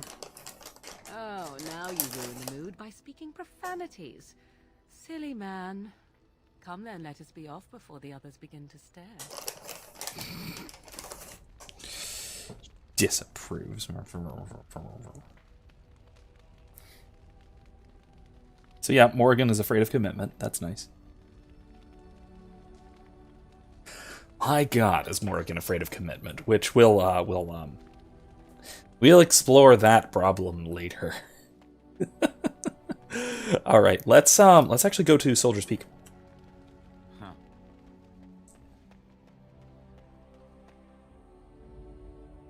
With let's bring Morgan, bring Alistair, and Liliana. Yeah, Liliana. I'd like to bring Zevran, but yeah. All right.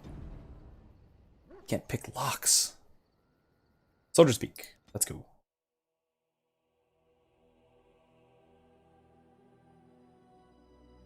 The closest to Orleans City is weeks away. It's like right on the other side of the mountains. And instead we're traipsing halfway across Ferelden to get to Soldier's Peak. And then... Here we are. Soldier's Peak. You're Amaranthine. Maker's breath. Look at the size of her. What a fortress. I told you the map would get us through the tunnels. Andraste's blood, how did you find the path on your own? You wouldn't believe me if I told you. Just admit it, you were lost a couple of times. I wasn't lost, it's just that the map got soggy. Bah, we're here. So, I'll follow you about, from a distance. This place has the stench of death. I expect there's trouble up ahead. Soldier's Peak. Kevin says, what are your thoughts on the possible ET sighting that has been in the mainstream media lately? Once the wardens flourished, their ranks full, their caliber certain. Now they even accept people like you, Alistair. Hey. Hey. God, that sounded so pathetic. Let's go strength and some constitution. There. And he needs tactics, meaning he needs cunning. Right.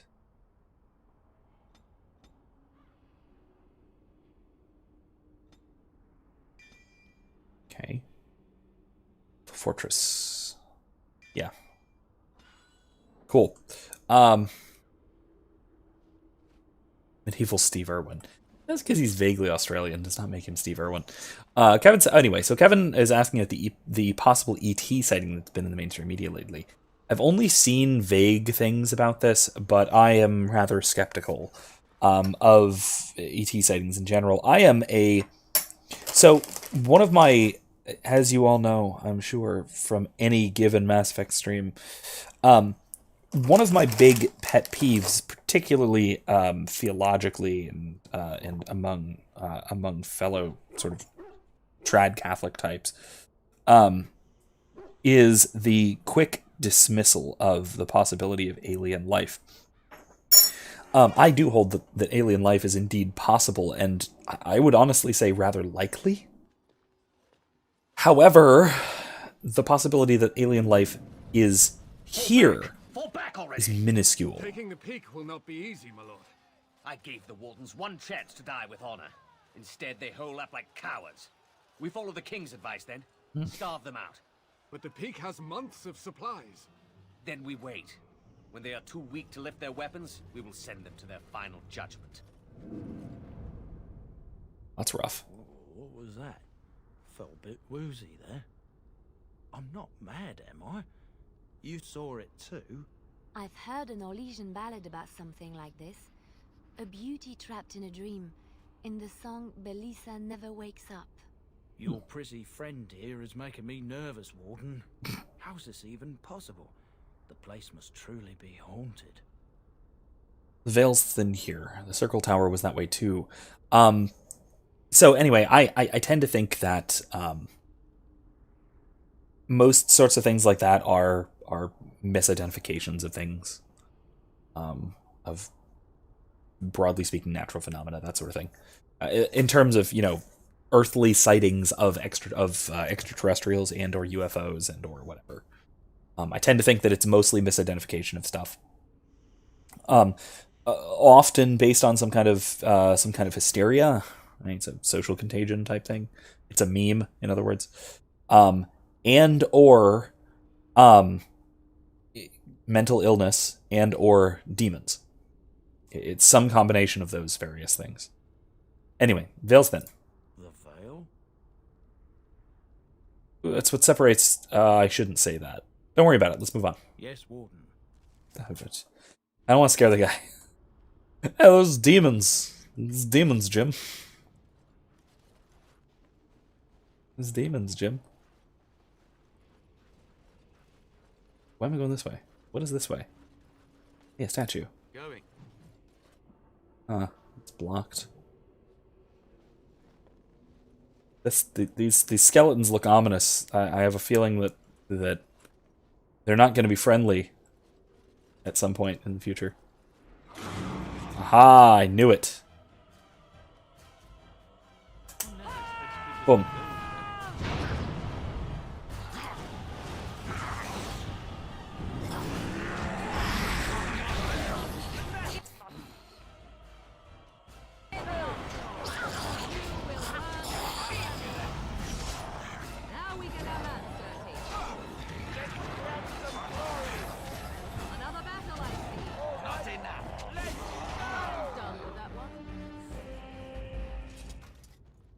That's it, right? That's it. Damn it, really?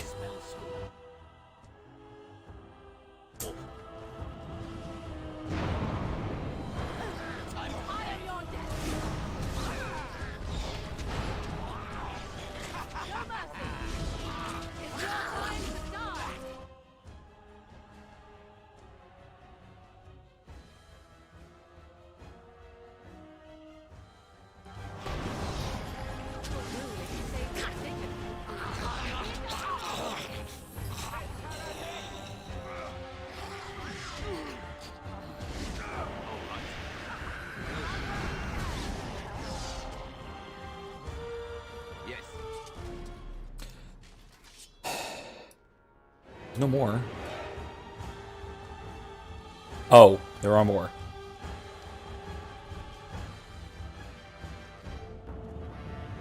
Fire time.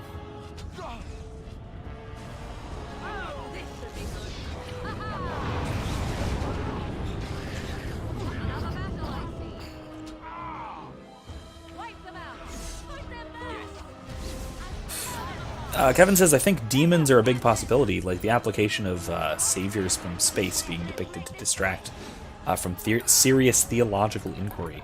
Yeah, I think that's probably a large part of it.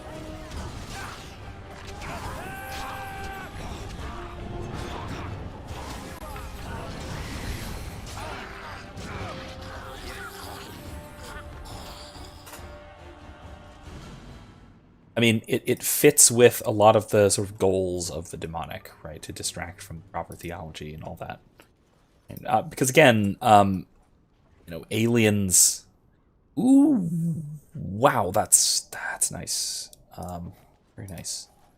How about I give that to Alistair, huh? A warden crossbow. Yeah. Firebolt, have the rest of them. Here.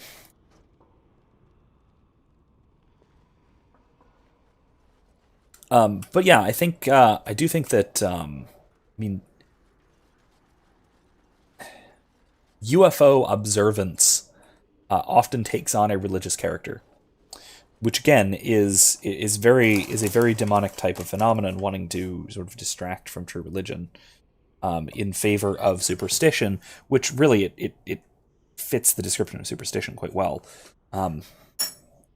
Preternatural, if not supernatural phenomena, which take the place of one's utmost concern for a lot of people. Or at least take the place of our understanding of our place in the cosmos and things like that. I mean, it's like how you see a lot of sort of secular physicists going all in on things like the simulation theory as a way of sort of explaining away things like cosmological arguments and teleology and such. The men's morale is low. My spells are of no use in this matter, Commander. There is more to leading men than sorcery, Avernus. I will remind them that they're wardens. Men, I won't lie to you.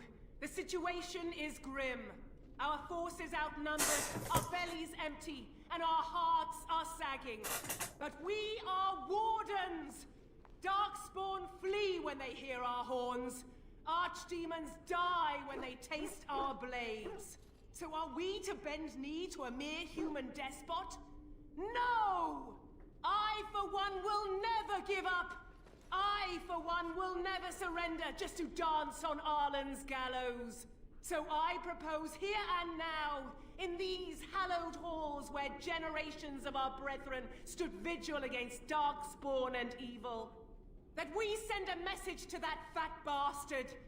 In this sacred place, proud men, strong men stood defiant, and would rather die than submit to tyranny.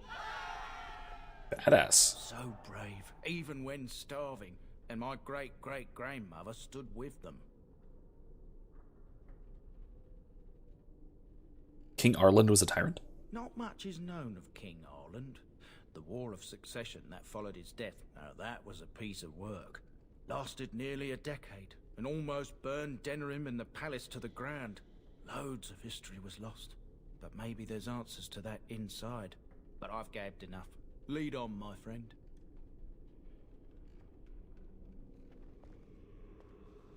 Bloody spirit bits. On these grounds, virtuous men stood against a tyrant. They stood defiant and stood for freedom. They died. Signed by Grey Warden defenders, who were besieged by King Arland's forces. Captain Mello the Black Ferret, Chair Thrower Lopez, Sir Derek of Orlais, Jason the Longbow, Alan the Quiddler, Cartography Martyr, David the Silent, Dustin the Colorblind, Benger of the Bovine Brethren, Farrell the Feral, Sir Graham the Untiring, Jason Sans L'Argonauts, Langley the Nefarious, Lucky Lucana, Mad Dog Smeadows, Matthias the Bloody, McGurk the Vile Priest, Gurk, Melissa the Magical Malefactor, the Stretched, Packrat Dirksen. McGurk reminds me of that one D&D channel, Animated Spellbook. His evil wizard character. Kevin says simulation theory just seems so obviously as an iteration of infinite regress to me, with just with a twist. There's barely a twist. Am I oversimplifying it or misrepresenting it? No, there's barely a twist. It's just a regress. They're just pushing this. They're just pushing it a step back. That's literally it. Sergeant Red Morrison, Santos the Silent Scimitar, Vitriolic Eric, Weak Eye Santos, and Welburn the Exhaustive Fire. Huh. More there? No. Right, let's move on. Huh. Interesting. Blast.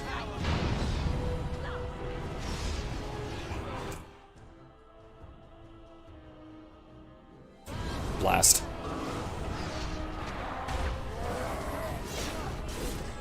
Nice, Alistair.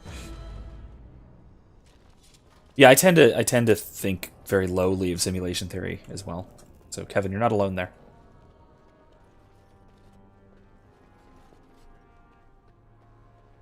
And like you said, for very good reason. It's pretty straightforwardly circular.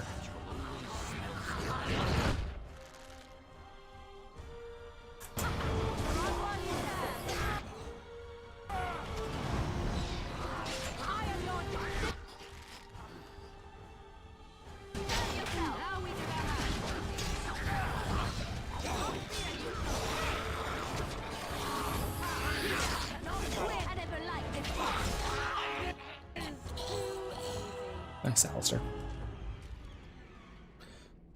Alright. Alice has got to log off early. Y'all got to get the sleep schedule back on track. I've work at 8 tomorrow. Understandable. Good night, everyone. Love the live stream. Can't wait for the next one. Yeah, I will see you, hopefully see you Monday when we are back for more Mass Effect 3. Jeez, yeah, sleep schedule is I get it. I get it. Like I've said before, I tend to get anywhere between 4 and 14 hours of sleep. Do okay. Leave from Commander Athar. Soldier's Peak is more than we bargained for. There's sinister magic at work here. Men are seeing things and cannot tell nightmares from reality. The fallen return to life to attack again and again. We are assaulted by dark creatures, the likes of which I have never seen. Whoever is responsible is intent on destroying us all, the King's Army and the Grey Wardens both. Send help. It cannot last much longer. Interesting. Well, that's not how the story goes. I don't think that's how the story goes.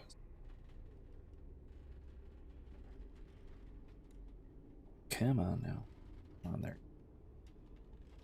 Bit of sense. My charcoal has basically become round at this point, becoming a problem. Kevin makes a very good point. Why can't you just nod off while watching like he does? This is a fair point, really. You know, Kevin makes it work.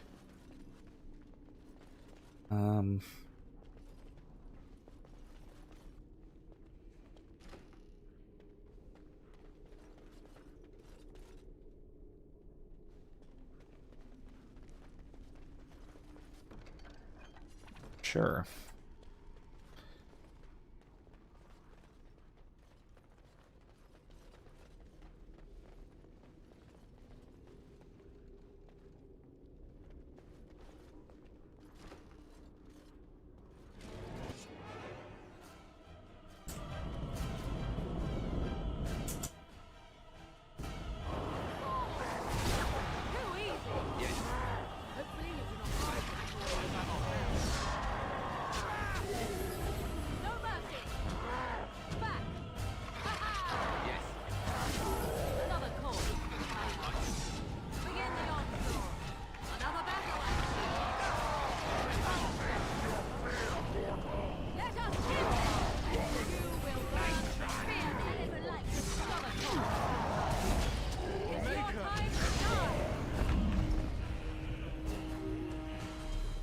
That'll do it. Andy. Alright. Let's keep going.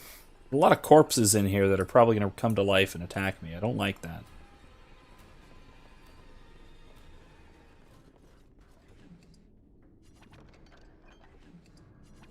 I'm also not a big fan of the really ominous strings.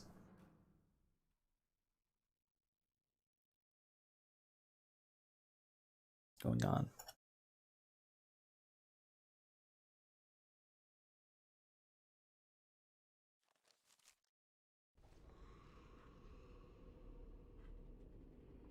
Some very obvious creepiness happening. Okay.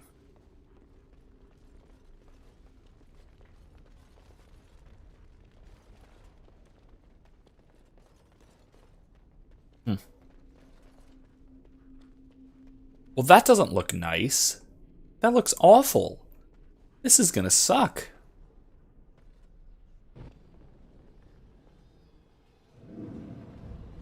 Make them pay for every inch, men! Hold the flank! Avernus, we need you!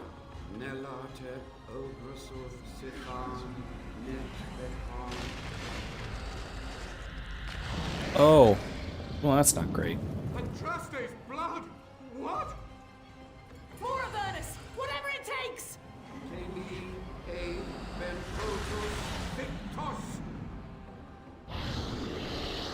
Ah. Press him now!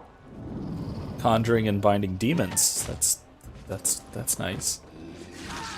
No! I command you, fight the king's men! Fool. So much death, suffering, and oh yes, blood. The veil is torn now. Your soul is mine, Avernus. Acolytes, retreat now. The battle is lost. Avernus! What just happened? Oh no, more fighting. They summon demons, that's what. They go whoosh.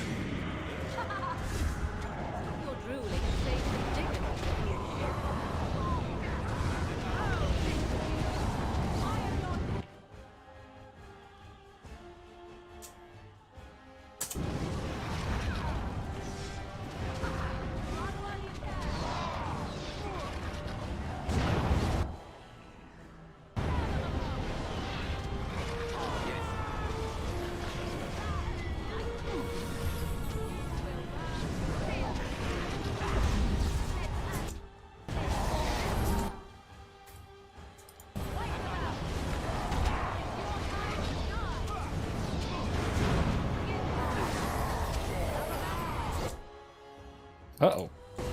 Alistair, no!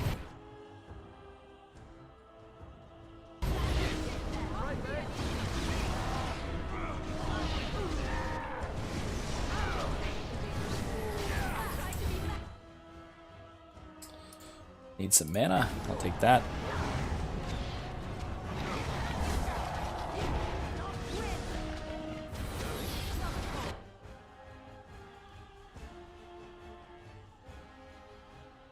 I'll give you some... Actually, no, let's not do that. You do frost weapons.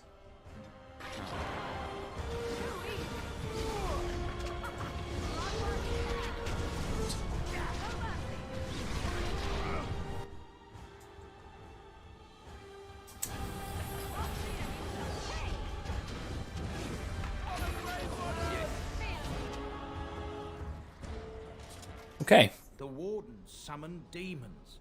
Can't believe it. And my grandmother, she knew.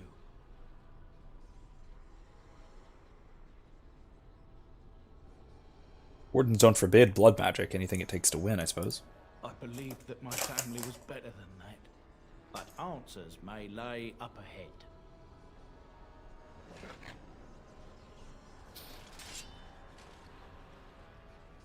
Yeah, if ever it made sense for any faction to be secretly doing blood magic... Whoa, that's nice. That is going to Morrigan. Damn, that is a nice staff. That's going to Morrigan, I guess, because she can use that. Oh.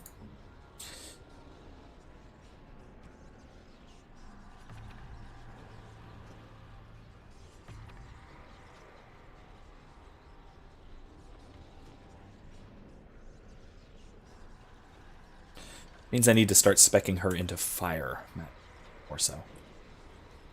More than sorry, into old frost magic, more than I have. Let's go. Oh, hi. Pop.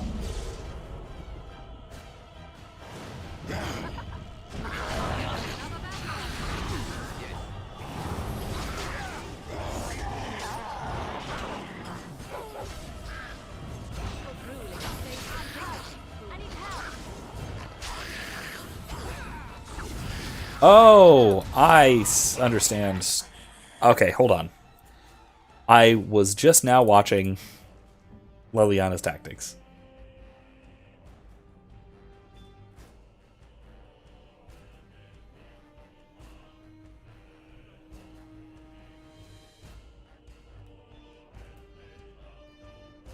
Huh.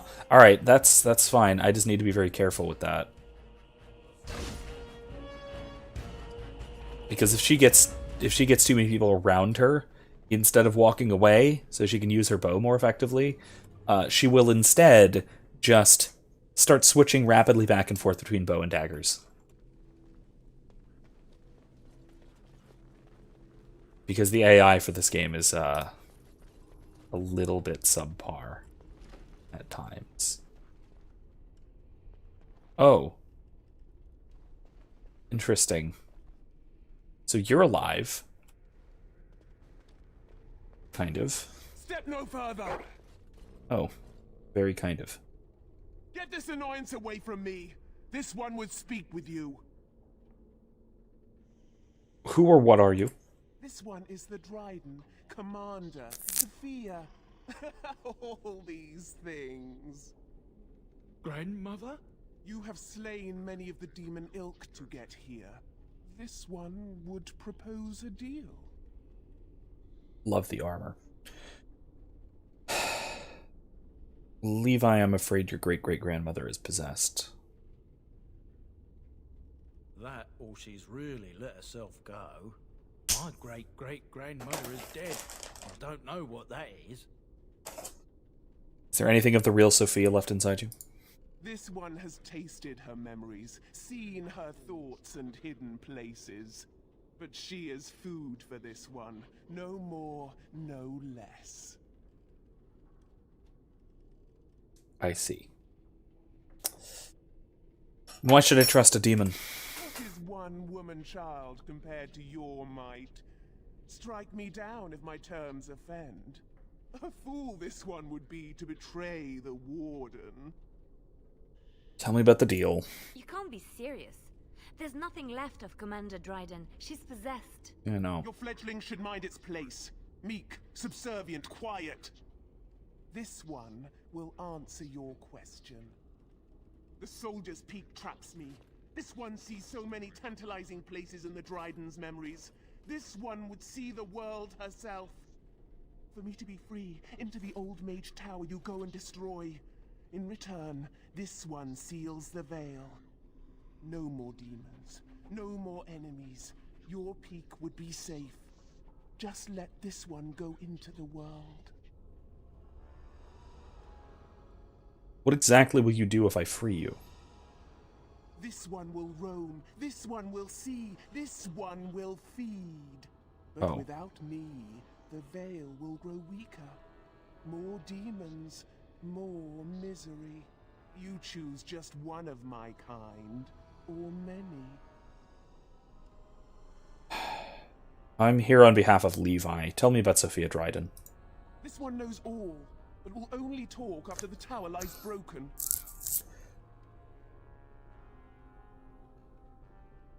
What am I destroying? The magics, all moving things, the very stone if you have the power. Something inside keeps my kind locked away. Before I make a deal. Yes.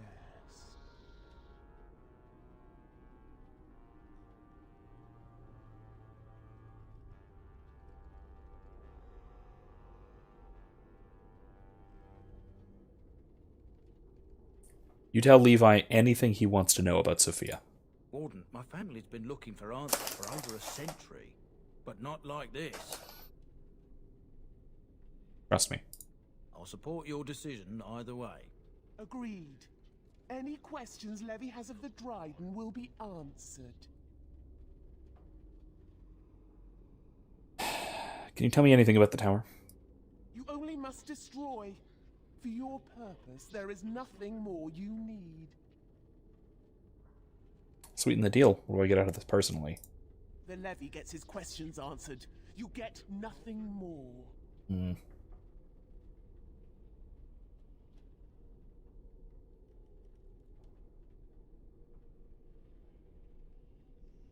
So,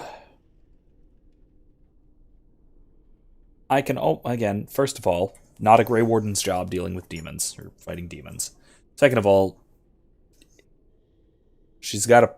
whatever, has a point. Break the tower, free it, maybe kill it afterwards. Or someone can. Or not. But it's far better than more and more and more demons pouring through this place. so let's do it. Good, good. Nothing must live. Gnash stone with teeth if you can. Yeah, okay, fine.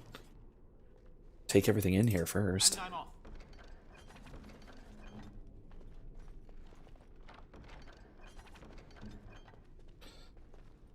Alright. Yeah, let's see about that, shall we?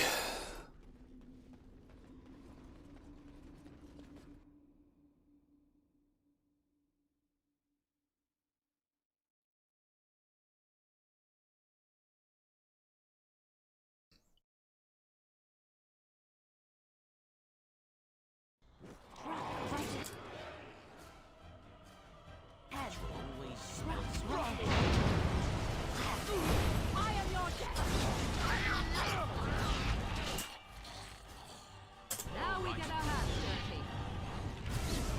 Tear them apart. It's your time to die. We are victorious again.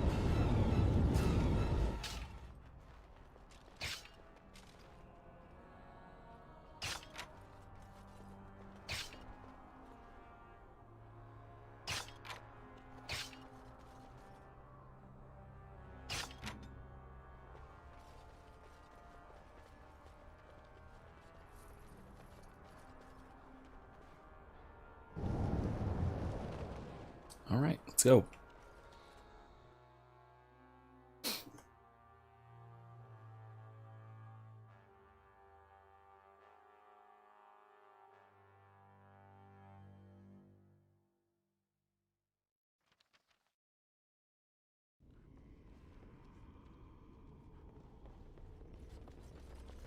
Yes.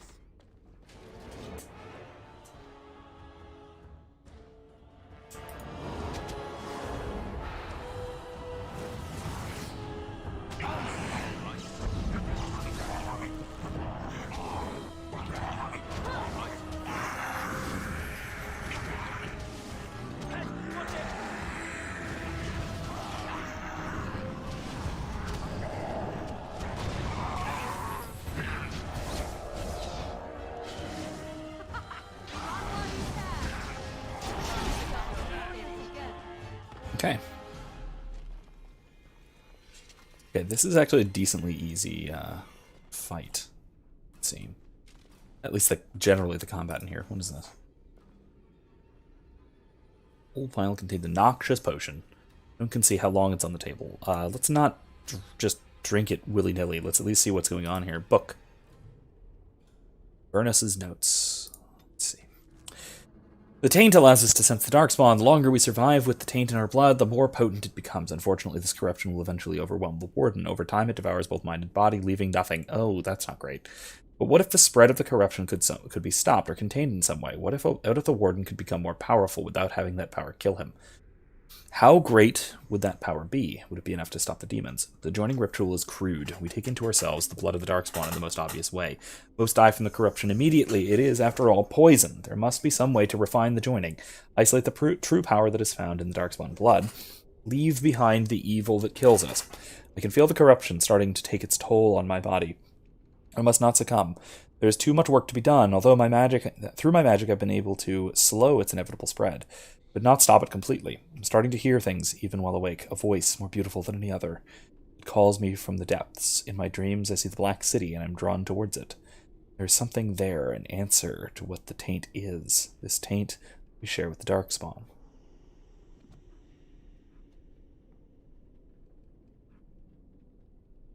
Okay, looks like he was trying to cure the taint, or at least forestall it. So, you know what? We're Grey Wardens. We live on bad decisions. Let's drink it. It's a huge vial.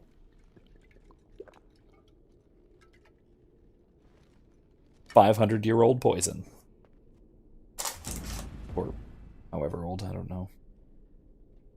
Interacts your body. You have new abilities. Is it going to help with the taint problem? Oops. Oh, right, I have that new ability, first of all, Life Ward.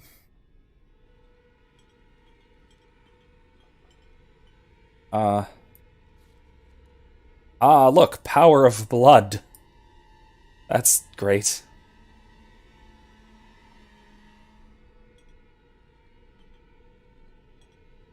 Okay, well, yay. Blood power. Dark Sustenance. A self-inflicted wound lets the mage draw from the power of tainted blood. Rapidly regenerating a significant amount of mana, but taking a small hit to health. Oh, okay. Bloody Grasp. The mage's own tainted blood becomes a weapon, sapping the caster's health slightly, but inflicting spirit damage on a target.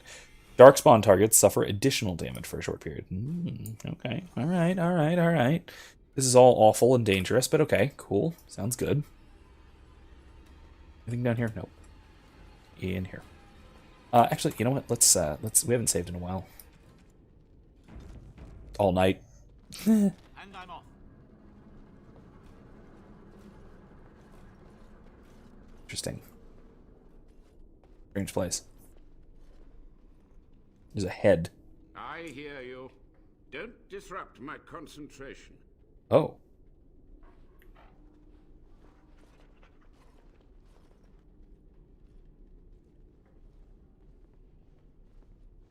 Even now, the demons seek to replenish their numbers.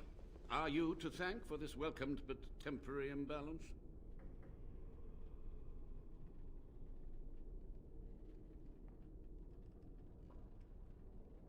The old warden mage, you're still alive? Only just. I have only a short time left. Careful. This man has dabbled in matters forbidden by the Maker. He may look frail, but don't trust him. So the Maker told you that, did he? Short-sighted men have forbidden my research, not any god. Enough. Why are you here? What is your intent? I want some answers. To what questions, I wonder? Ask. Sophia's great-grandson brought me here. Levi, go ahead. Master Mage, sir, my family name has been worth less than dirt for over a century. Do you have any proof that Sophia was a hero? The boy who braved the mists. So you heeded my call. And you are a Dryden. The cosmos has a sense of humor. Your call? He was but a boy when he entered the tunnels below the peak. His heart pure, his character certain.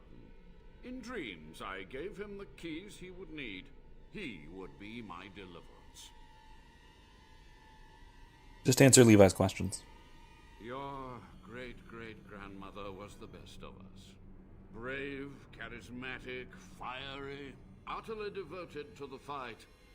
But still we lost.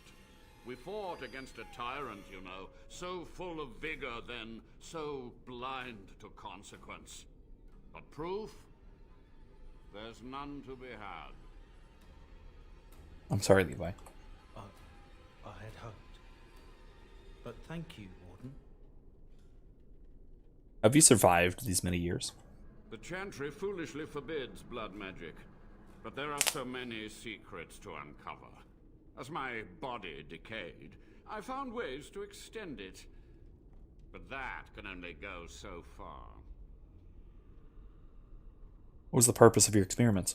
To stop the demonic tide, to correct the miscalculations of the past. Blood magic comes from demons. They could counter every bit of law I knew. But the darkspawn taint, that is alien to them. And it has power. What power? The Wardens use it merely to sense darkspawn. A triviality. My research has discovered so much more.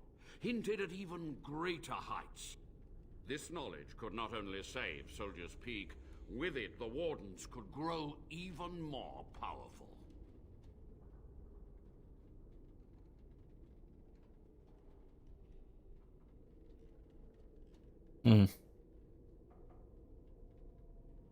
Yeah, I think Dalen is very practically minded, not necessarily ethically minded. Can you teach me what you've learned? Oh, search my labs. The answers are in there. Oh. I want to ask you something else. Yes. Tell me what happened here. What use would storytelling serve? The tyrant Arland is long dead, as is all our noble co-conspirators and the Grand Rebellion. Sophia's corpse may walk and talk, but she, too, is no more. How is Arland a tyrant? He ruled with fear and poison, his treachery pit noble against noble in terrible battle. We thought him a monster. We gathered allies to rebel. But the toll of years has erased our failure, hasn't it? It seemed so pressing then, but the kingdom lives on. That is how these things tend to work, is that society continues on, right? Despite the success or failure of any given political movement, which is, again, one of the only things that really should give us hope, especially in dark times, times like ours now, times of trouble, times of uncertainty, times of encroaching tyranny, that ultimately all will be well through sort of the churning of history, through the wheel of fate, but also through divine providence as well. So, yeah, succeed or fail, things will go on, with rare exceptions. What happened to the rebellion? Too many mouths to quiet. Even sorcery can only go so far. So we met with Tirn Kuzland. With him on our side, we had a chance of victory. Instead, the King's Guard ambushed us. Commander Dryden and I barely escaped. Interesting that Tirn Kuzland, who is the house of the human noble origin of the Wardens. I wonder how that goes. I forget. I don't think I actually played this DLC when I played as a human, a noble. I mean, You had to know that summoning so many demons was foolhardy. Perhaps, but it was survival. For months, I prepared the summoning circles, researched the darkest depths of the Fade. That moment was a triumph of demonic law. Dozens of demons, called by my hand. Sounds smart. With so many variables, I suppose, calculation errors were inevitable. Ugh. I was so close.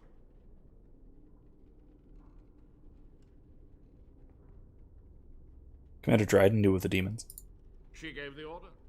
I would have summoned the demons anyway. Only under Wardens can true magical research continue. A chance to rediscover the secrets of ancient Tevinter. You remember how that ended, the Black City, Darkspawn? Chantry lies told to subjugate the mages, to keep them docile.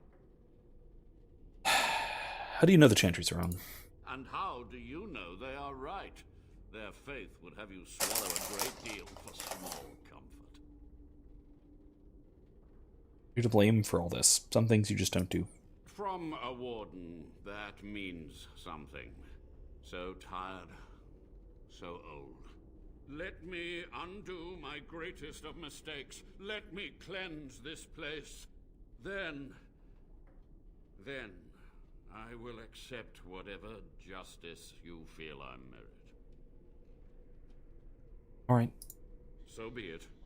My only request, if justice or vengeance drive you, stay your hand until the demons are dealt with.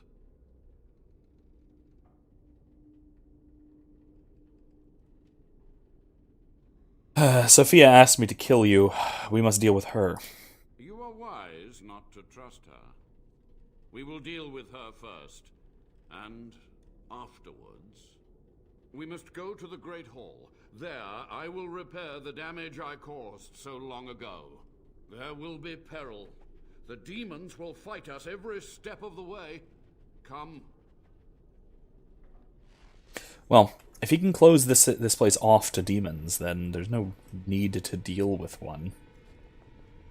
At least it would seem that way. Hopefully. Oh, those ominous strings. Here we go. Greatsword. Don't need it, but okay. Oh, that's just awful.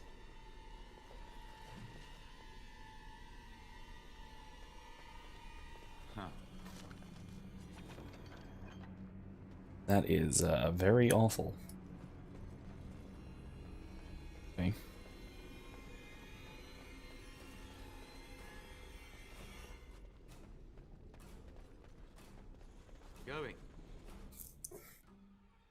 where do we go? Let's head back.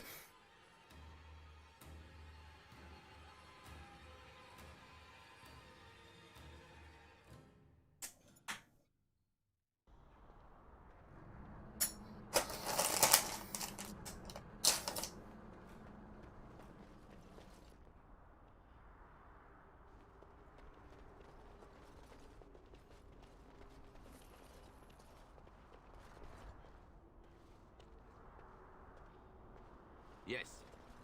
And Avernus, let's see what you can do here, huh?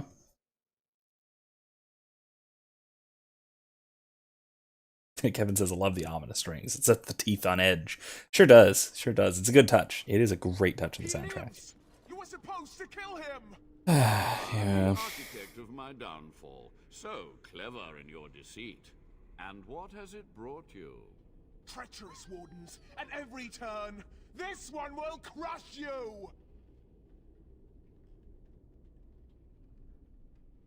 You honestly thought I'd believe you, Sophia? You are a worm! You are awful! This one will see you suffer. I'm finished hiding. After these long, bitter years, let it be over. Once and for all. This one will give you the end you crave. Help me now, Warden. Alright, let's fight alongside Avernus. Let's kill a demon.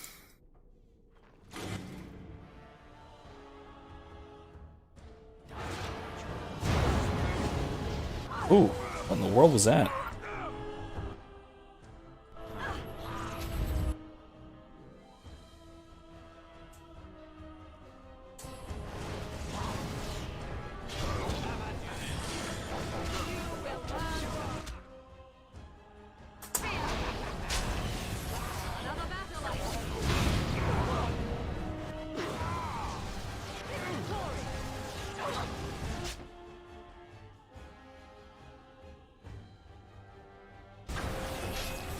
Ah, crap.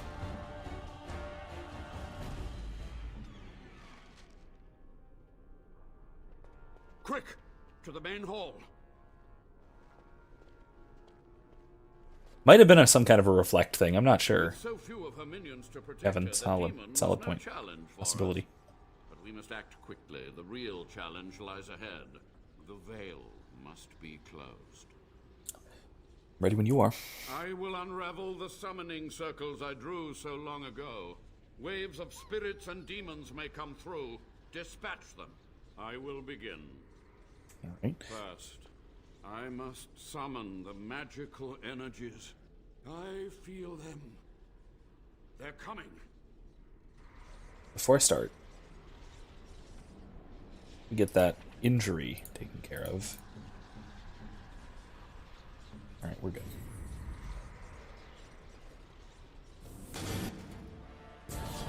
Rage demons. Okay, cool.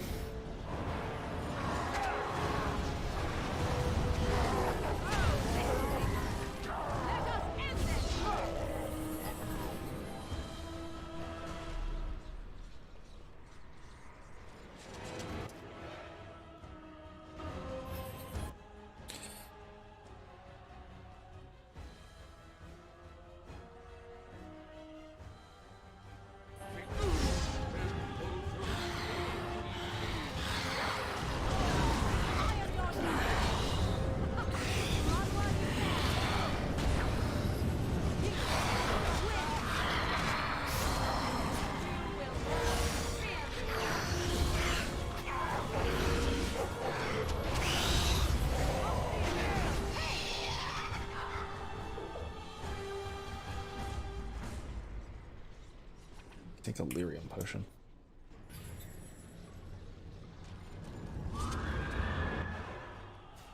Oh, Ash Wraith, huh? Alright, let's suck some of your magic.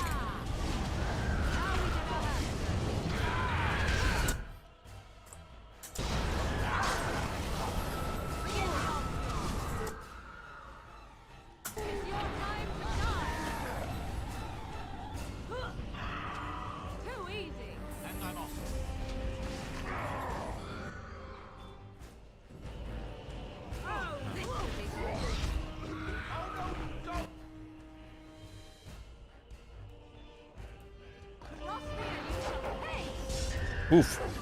I am lagging severely.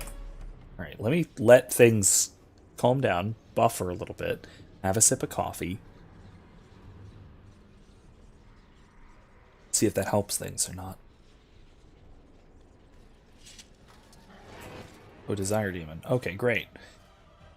A thought demon.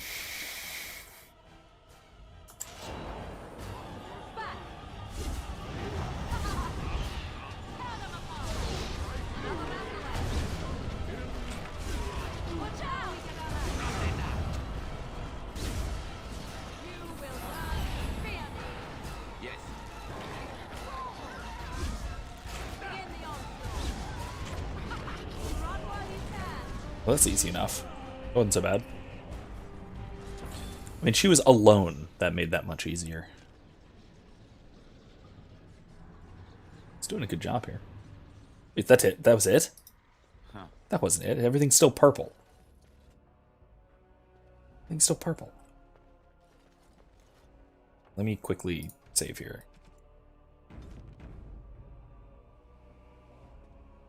It's over. The veil is strong now. Stronger, at least. I said I'd submit to judgment. And so I shall. Can I be left to experiment in peace?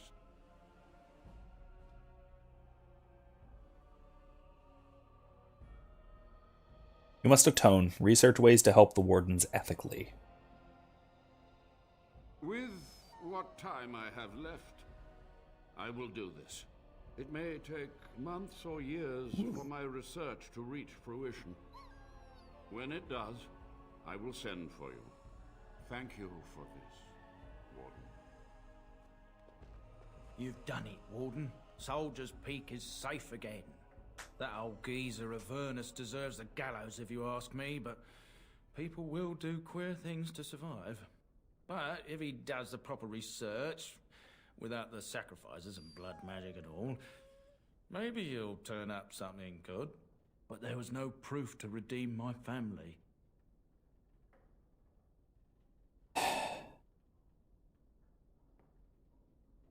Your grandmother I'm not so sure about, but you're a good man. Well, thanks, Warden. For so long, I was focused on the past, on answers. But I think I would have been better off had I stayed at home. Enough of that, though. I find myself at a loss. You've got a whole fortress now. I suppose I should start plying my trade again. Any chance I could convince you to stay on? You know I'm no good in a fight, but I'm a fair trader if I do say so myself. My cousins have been looking for a safe place to store trade goods, and the Peak will do nicely. Whatever the Drydens have to offer are yours, for a sizable discount. Looks like we're done here. A demonic invasion thwarted, a warden base safely rescued. We do good work. Yeah. Right. Kevin says, I had some magnificent Brazilian coffee today. Some of the best I've had. I like a lot of South American coffees. But I will say that in general, I greatly prefer African coffees. Ethiopian type coffees. I am oddly not much of a fan of Asian coffees, of like East Asian coffees, whether that's Sumatra or whether that's Southeast Asia, whether that's Himalayan or what have you, anything up in there.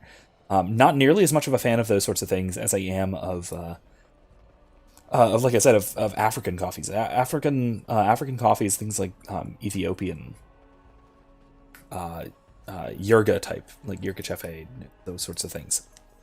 My favorite kind of coffee.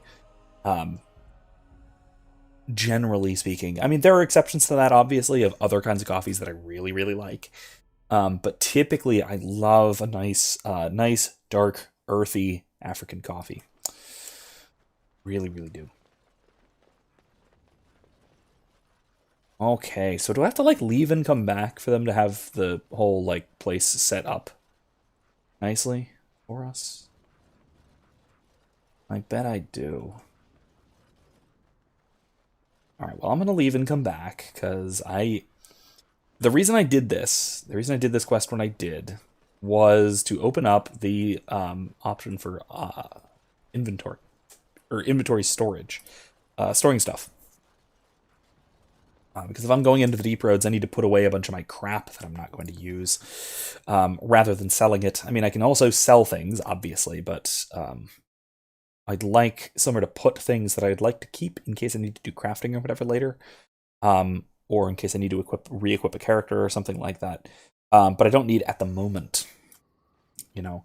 So, in any case, I'm gonna head back to Soldier's Peak real quick.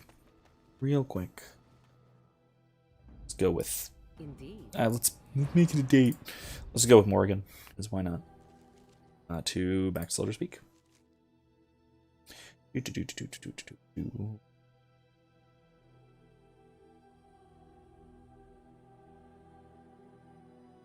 God, I can't get over the awkward flirt that worked somehow.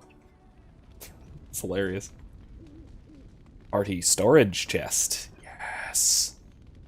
Yes. Alright. Fantastic. This is all... Wait, is this really all quest stuff? Oh, wow. Okay.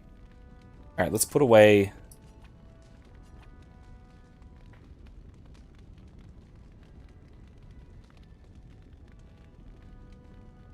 all of our crafting supplies. Let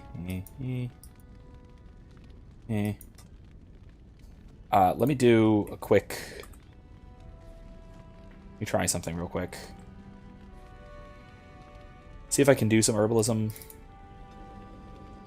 No, not from what's in there.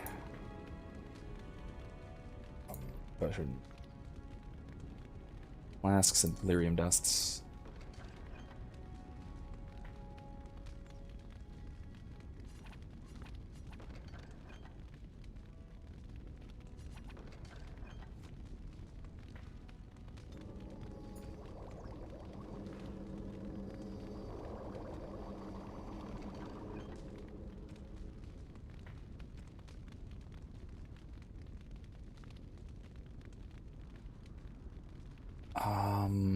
Don't need runes, don't need runes. I'll hold on to this. I don't know if I'll need it yet. I will, I'm sure. No, if I don't use it, I'm going to forget. So I'm going to use that when I get back to camp. Keep this stuff, the expendables. Consumables, that's what they're called. Blood Dragon. Battle Dress.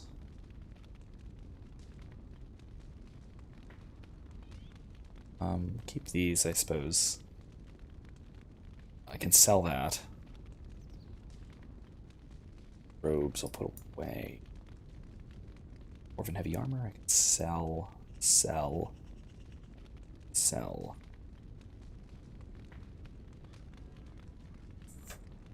Keep. Put away.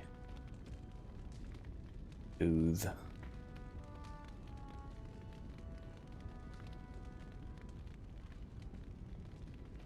I probably don't need arrows. I can keep in there. Okay, so that'll help.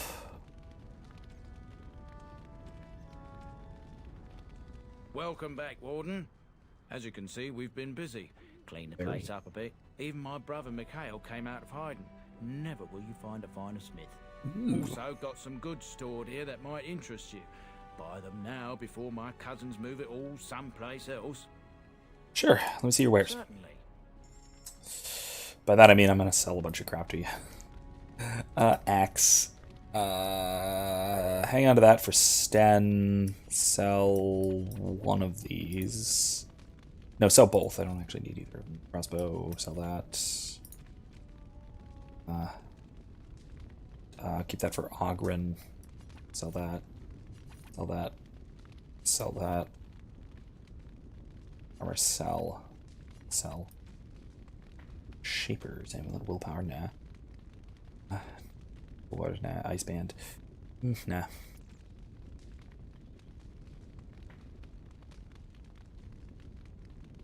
Freeze Trap, jeez. Runes. Recipe things. No. Alright. These I'll give to various teammates. All right, what about that? What about the smithy over here? Once the Dryden's were strong. You? You're the warden? My family owes you. Any weapons I make, I will sell you for a discount. Sure, I see your wares. What you got?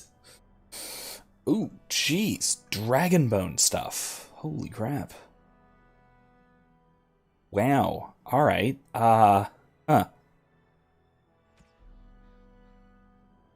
Drake skin. Jesus.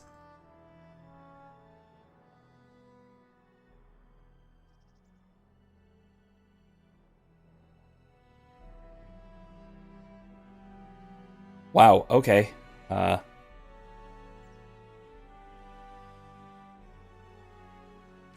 Okay, that's some nice stuff. Alright, I don't need it though at the moment, so we upgrade. Let me level up dog. Constitution. What's this? Alright, that'll do. Cool. Back to camp, give some stuff to some people, sell some things off. Kevin says, I've been struggling with the question of the nature of relationships on Earth and what they will be in heaven.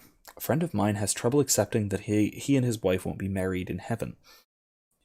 So it's again, assuming all goes well, let's say,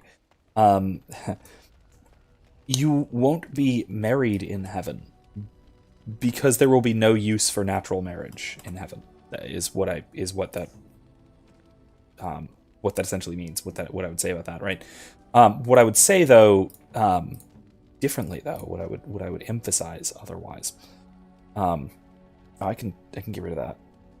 I can definitely get rid of that. Needs that. Pushback strikers. Oh. Then iridium gloves. Stan, I need to I need to level up.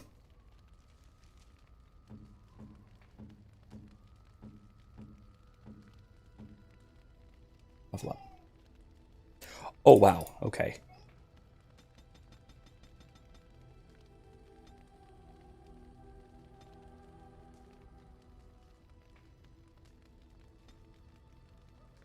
He has no specializations yet. I do tactics.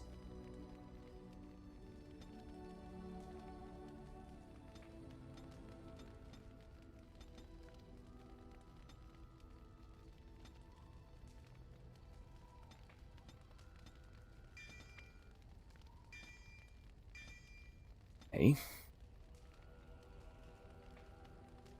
Two-handed, huh? Stunning blows. Yeah.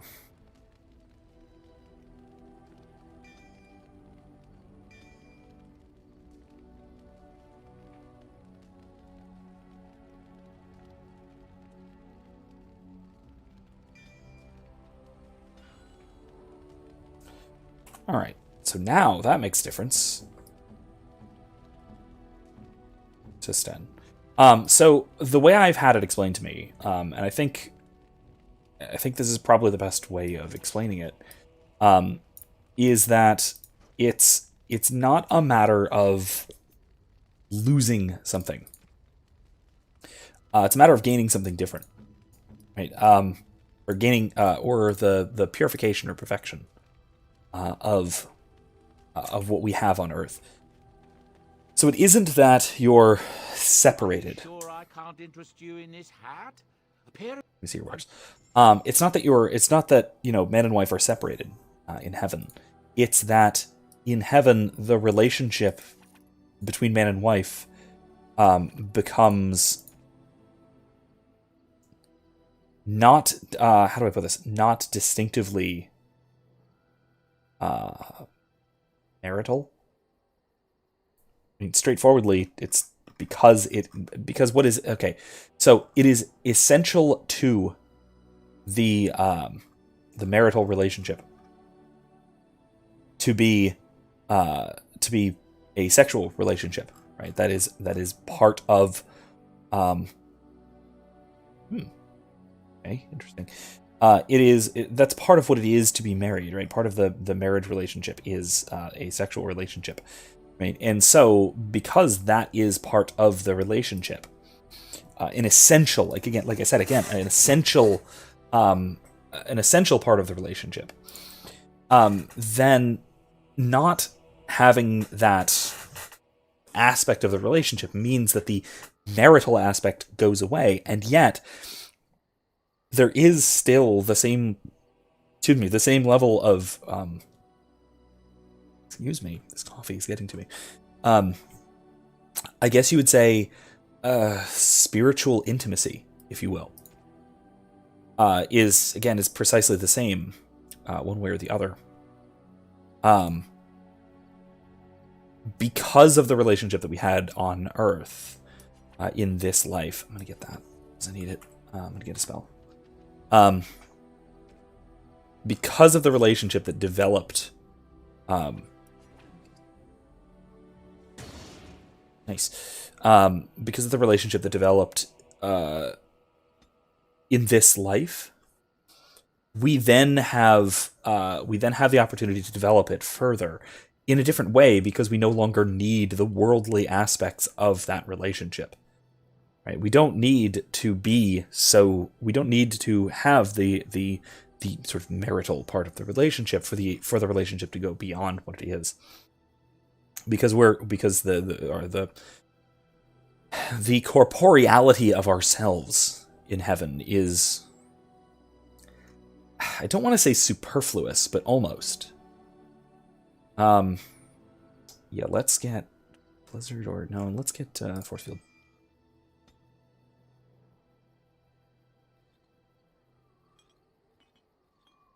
I'm hoping that all kind of comes together to make sense. It is getting late, and this is a very difficult topic, so to be fair, I may have under or overstated something. So I hope that is helpful. I know. Forget if it was Father Mike Smits, or if it was Robert Barron, Bishop Robert Barron, who said something about that issue, something about that difficulty, and said it very, very well, and I think very, very helpfully. I don't remember which one it was, honestly, though. So I couldn't tell you for sure. Hopefully that would be... If I can find it, I'll put it in the description, and or in the Discord.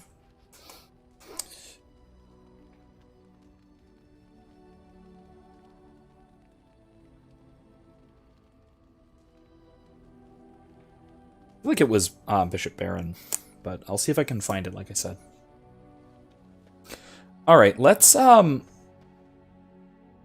back to Orzammar. Indeed. You know what? Of all the... No, we need a rogue, so we need Liliana. I'd say Zevran, but he can't pick locks for some stupid reason, so let's go with Shale, Ogren, Liliana. Dog.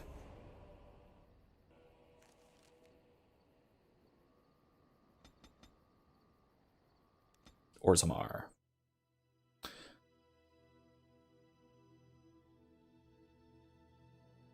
Okay.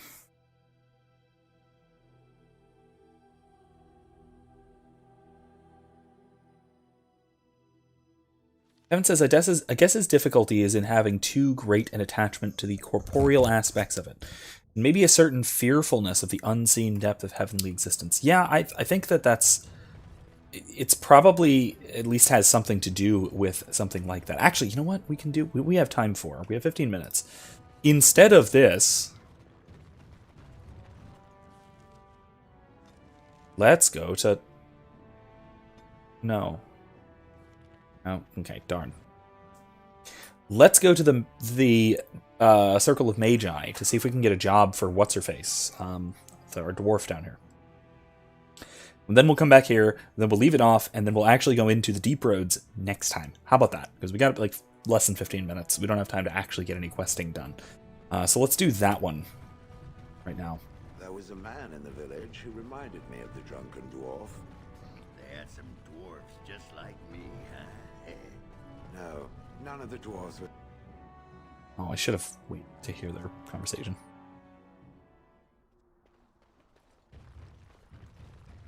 Oh well.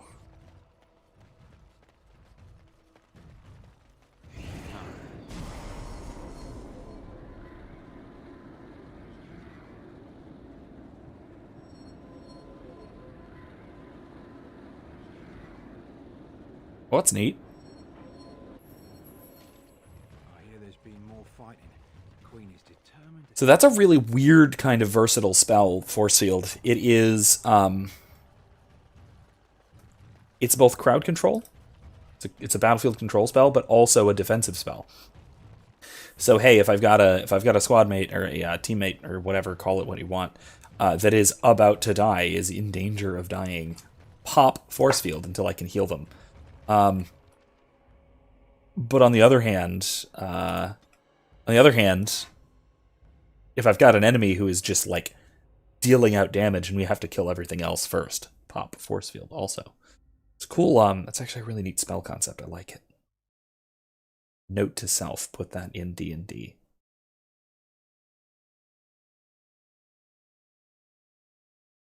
That'd actually make a really good D&D spell. Ooh, encounter. Okay. Huh. Haven't had a random encounter all night. Concentrate, like we practiced. Now, fire!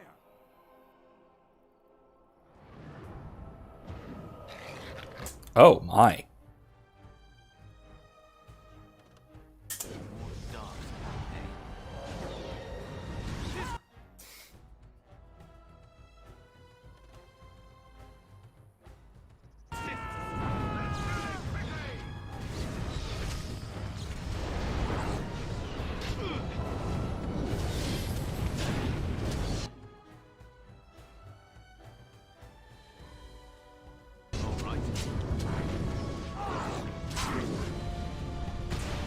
Ooh.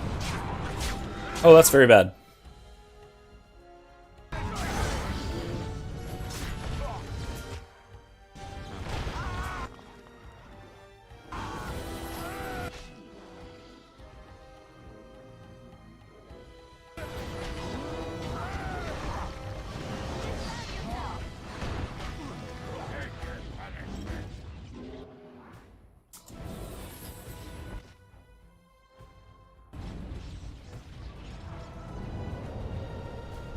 Ooh, man, he's got quite the Tempest up there. That's cool.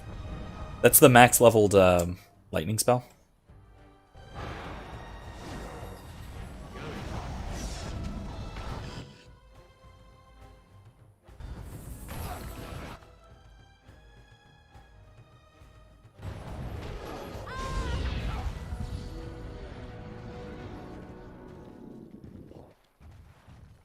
And I'm off. That it? Another one eats dust. Any more? Combat seems to be still going, but weird.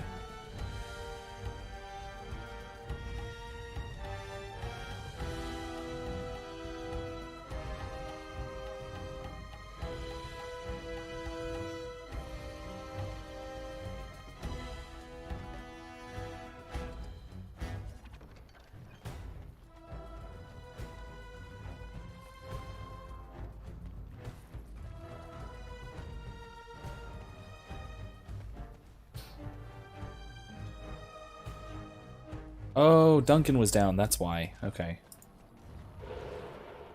Going. Wait, come back. Ah, that explains. Okay, cool. That was weird. Hello, mage. I'm taking these apprentices to Redcliffe. The first enchanter says you need every able-bodied mage for the war. They're young, but capable enough, as you saw. I mean, I definitely needed to work pretty hard to keep them alive, but... Is this the Great Blight? Huh. But, you know, whatever, it's fine.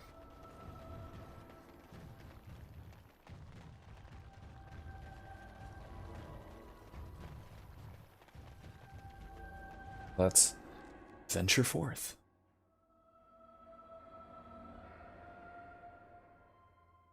And yes, this is definitely the Great Blight.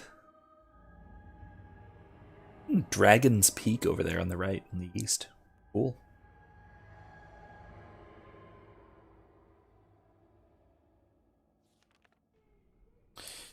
All right. Let's see. Who do we need to talk to here? You really killed all those abominations? Yeah, I know. I'm sure you need supplies after that. Wait. Yes, damn it. Why would that be You one? need supply. All right, let's try. All right. Doop-a-doop-doop-boo. Staff of the Magister Lord. That's expensive. Oh my god, 128 gold. Oh wow. Okay. Yeah, no, that's pretty good. That's pretty good. All right. Not that. Searing gloves, huh? No, mine are better. Polar gauntlets. Pair to Morrigan. Polar gauntlets. Yeah. I'm gonna get those for Morrigan. We could use some cold damage. Well, no. I mean, she doesn't actually do a lot of cold damage, so it's fine. All right. Sure, nothing there. Tome of Arcane Technique, another 18 gold. That might be worth it for another spell. Oh, man. Yeah, I think I'm actually going to spend most of my gold on buying spells. Yeah, because I still have 9 gold left. That's a lot.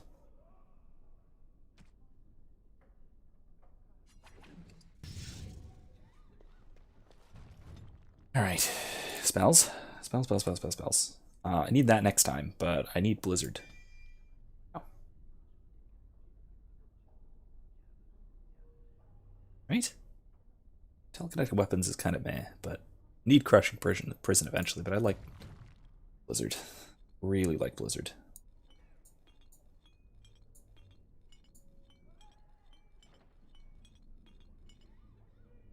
Oops.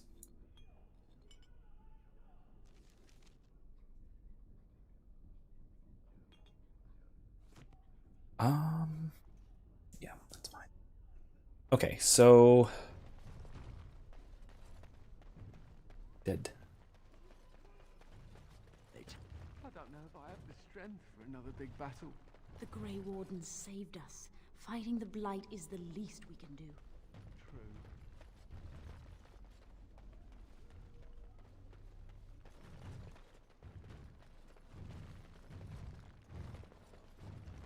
I dread to think of what might have become of us if you hadn't come along.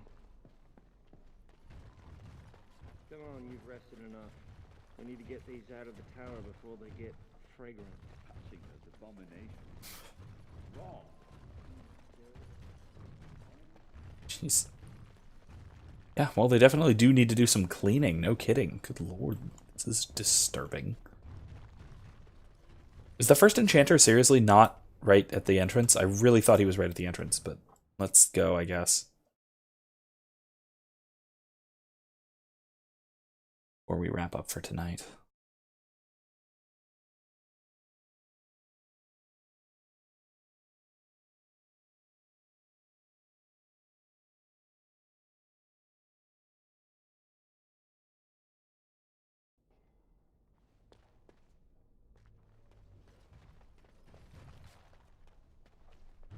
Well, all the goop is gone. At least got rid of that. That's nice.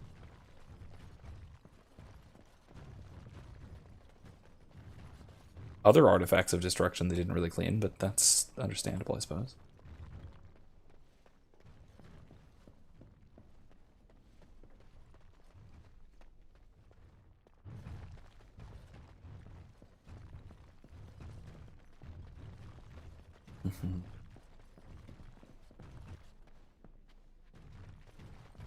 Like, I really... am I wasting my time going up here? I feel like I'm wasting my time going up here. That I'm just dumb.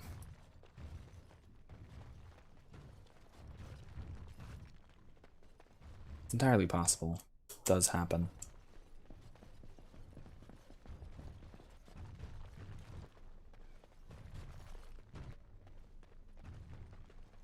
we go.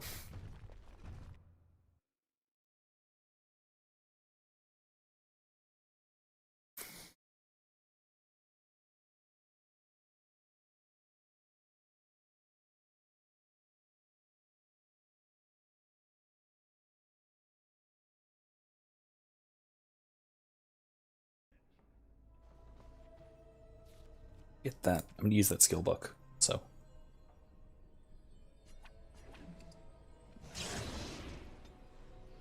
Next. Herbalism. Ooh.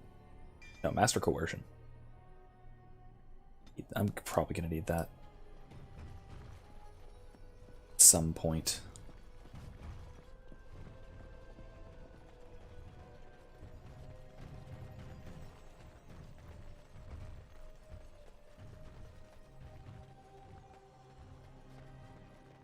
Oh, the goop is still up here. That's why. Really?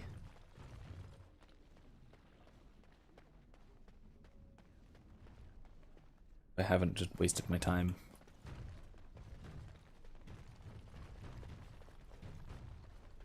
There's still goop.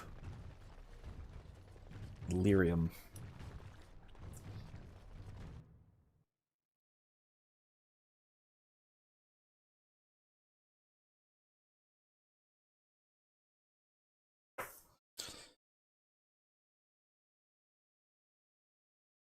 There's nobody up here. I'm going to have to check the journal and see. Otherwise, we're basically out of time, too. It's basically midnight. Actually, you know what? I'm just going to look at the journal.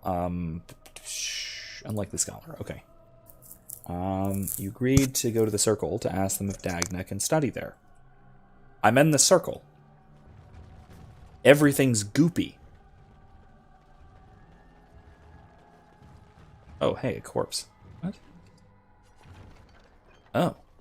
Interesting. Oh, this is right where I was running out of inventory space, wasn't it? Oh, gee. That's nasty. Okay, great. Oh, no, okay. At least I can come back for stuff. Could have known that. Could have thought of that. Anyway, I'm going to go back down and see if there's somebody on the bottom floor, because this is dumb. Oh. Thing. Oh. Okay.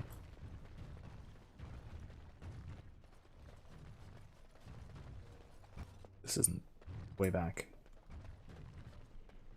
Is okay, now I'm lost. Jesus. Kevin says, confounded, I was going to ask about how you felt about taunting during combat, but maybe next time. I can do that while I'm on my way down the tower. It's not a long topic, I suppose. It can be incredibly effective, but it relies on you knowing your enemy, knowing who you're facing. It is, I would say it's more useful in sort of like gentlemanly duels, or than it would be in terms of just like battlefield combat. Battlefield combat, I don't think it's very effective because you don't know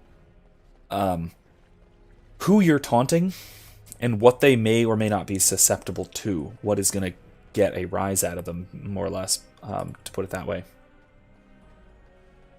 Again,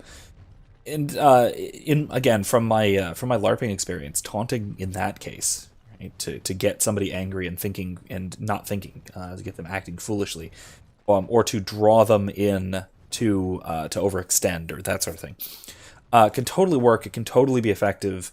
There are even very specific like techniques that less so historically, but except for again fencing manuals, you'll see this sort of thing.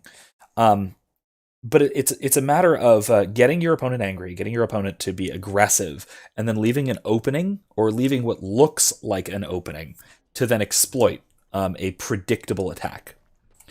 A few that were very common, some of which I learned and some of which I developed. I learned formally, and some of which I just sort of developed with other fighters. A common one that I actually learned from a martial artist, a martial arts teacher, is a fighting stance, an unarmed fighting stance for open hand sparring, where your head is prominently forward and your arms are more out. right? And essentially, what the purpose of this is to draw in headhunting, to get somebody to try and strike you in the head, where you can easily pivot and move and dodge away, or then also easily block upwards, and they'll leave their body exposed for you to hit, that sort of thing, or even to shift back onto your back leg and kick. That kind of thing works as well. A couple of other these sorts of techniques. Books. Nice. Oh, hey, Colin. Talk to Glad Colin. I'm still alive, but the Circle's future still remains to be seen. You're gonna come back in later games. Anyway, so yeah, the other ones would be, having a distinct opening, especially in rapier fencing, where you have the weapon off to the side to entice someone to attack your other side and be able to quickly pivot to the side and then riposte. It's basically opening a weak spot in your guard, taunting to get them to be aggressive and to attack. And because you have an opening, you've left an obvious opening for them, they will attack in a predictable way, allowing you to counterstrike. One of the most sort of bold ways of taunting kind of combines these. I developed it with I kind of developed on the techniques that I was talking about with a couple friends that we'd LARP and such. And it was oh, that's sketchy. Anyway, we referred to it as the "come at me, bro" stance. And it would usually be accompanied by taunts. Oh, there's Irving. Oh my god, I'm an idiot. Arms out wide, weapon in one hand, off to the side, very far away. Leaning forward, again, presenting your upper body and head as an easy target. But your weight was on the ball of your front foot, so you can spring backwards, get away from the strike, and then your arm is out for an overhand strike, or an underhand strike, or even a thrust, just depending on how they're striking and where they leave themselves open. You know exactly what they're going to do. They're going to strike usually overhand at you, or underneath at you, and it'll just depend on which you're doing. If they're striking from underneath, you strike underneath their guard. If they're striking overhead, you loop around their weapon and strike behind them. It was shockingly effective, especially with people and you can taunt properly. You have done us proud. So like I said, it works very well in sort of a dueling context where you know your opponent and you know what can get a rise out of them and you know what they're going to do more or less predictably, so that you can draw them into something specific, and then exploit that. Dagna of Orzammar wishes to study magic. Orzammar, indeed. You have piqued my curiosity. It is common knowledge that dwarves lack the aptitude for spellcraft. She will never be able to weave the simplest magic, no matter how hard she tries.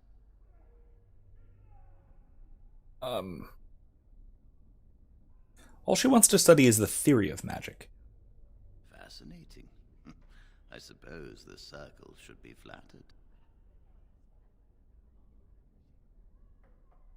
She wants to learn. That's a worthy goal. I cannot deny anyone, dwarf or human, the chance to learn. Knowledge should not be withheld from those who seek it. Tell Dagna of Orzammar that this path will not be easy. But if she chooses it, then she is welcome here at the Circle. She will live and study with the Tranquil, and perhaps the apprentices, when it is appropriate. Thank you, First Enchanter. If only the Circle was in better shape. I fear she may be disappointed when she arrives. I think she'll be very interested in what happened. This will be interesting.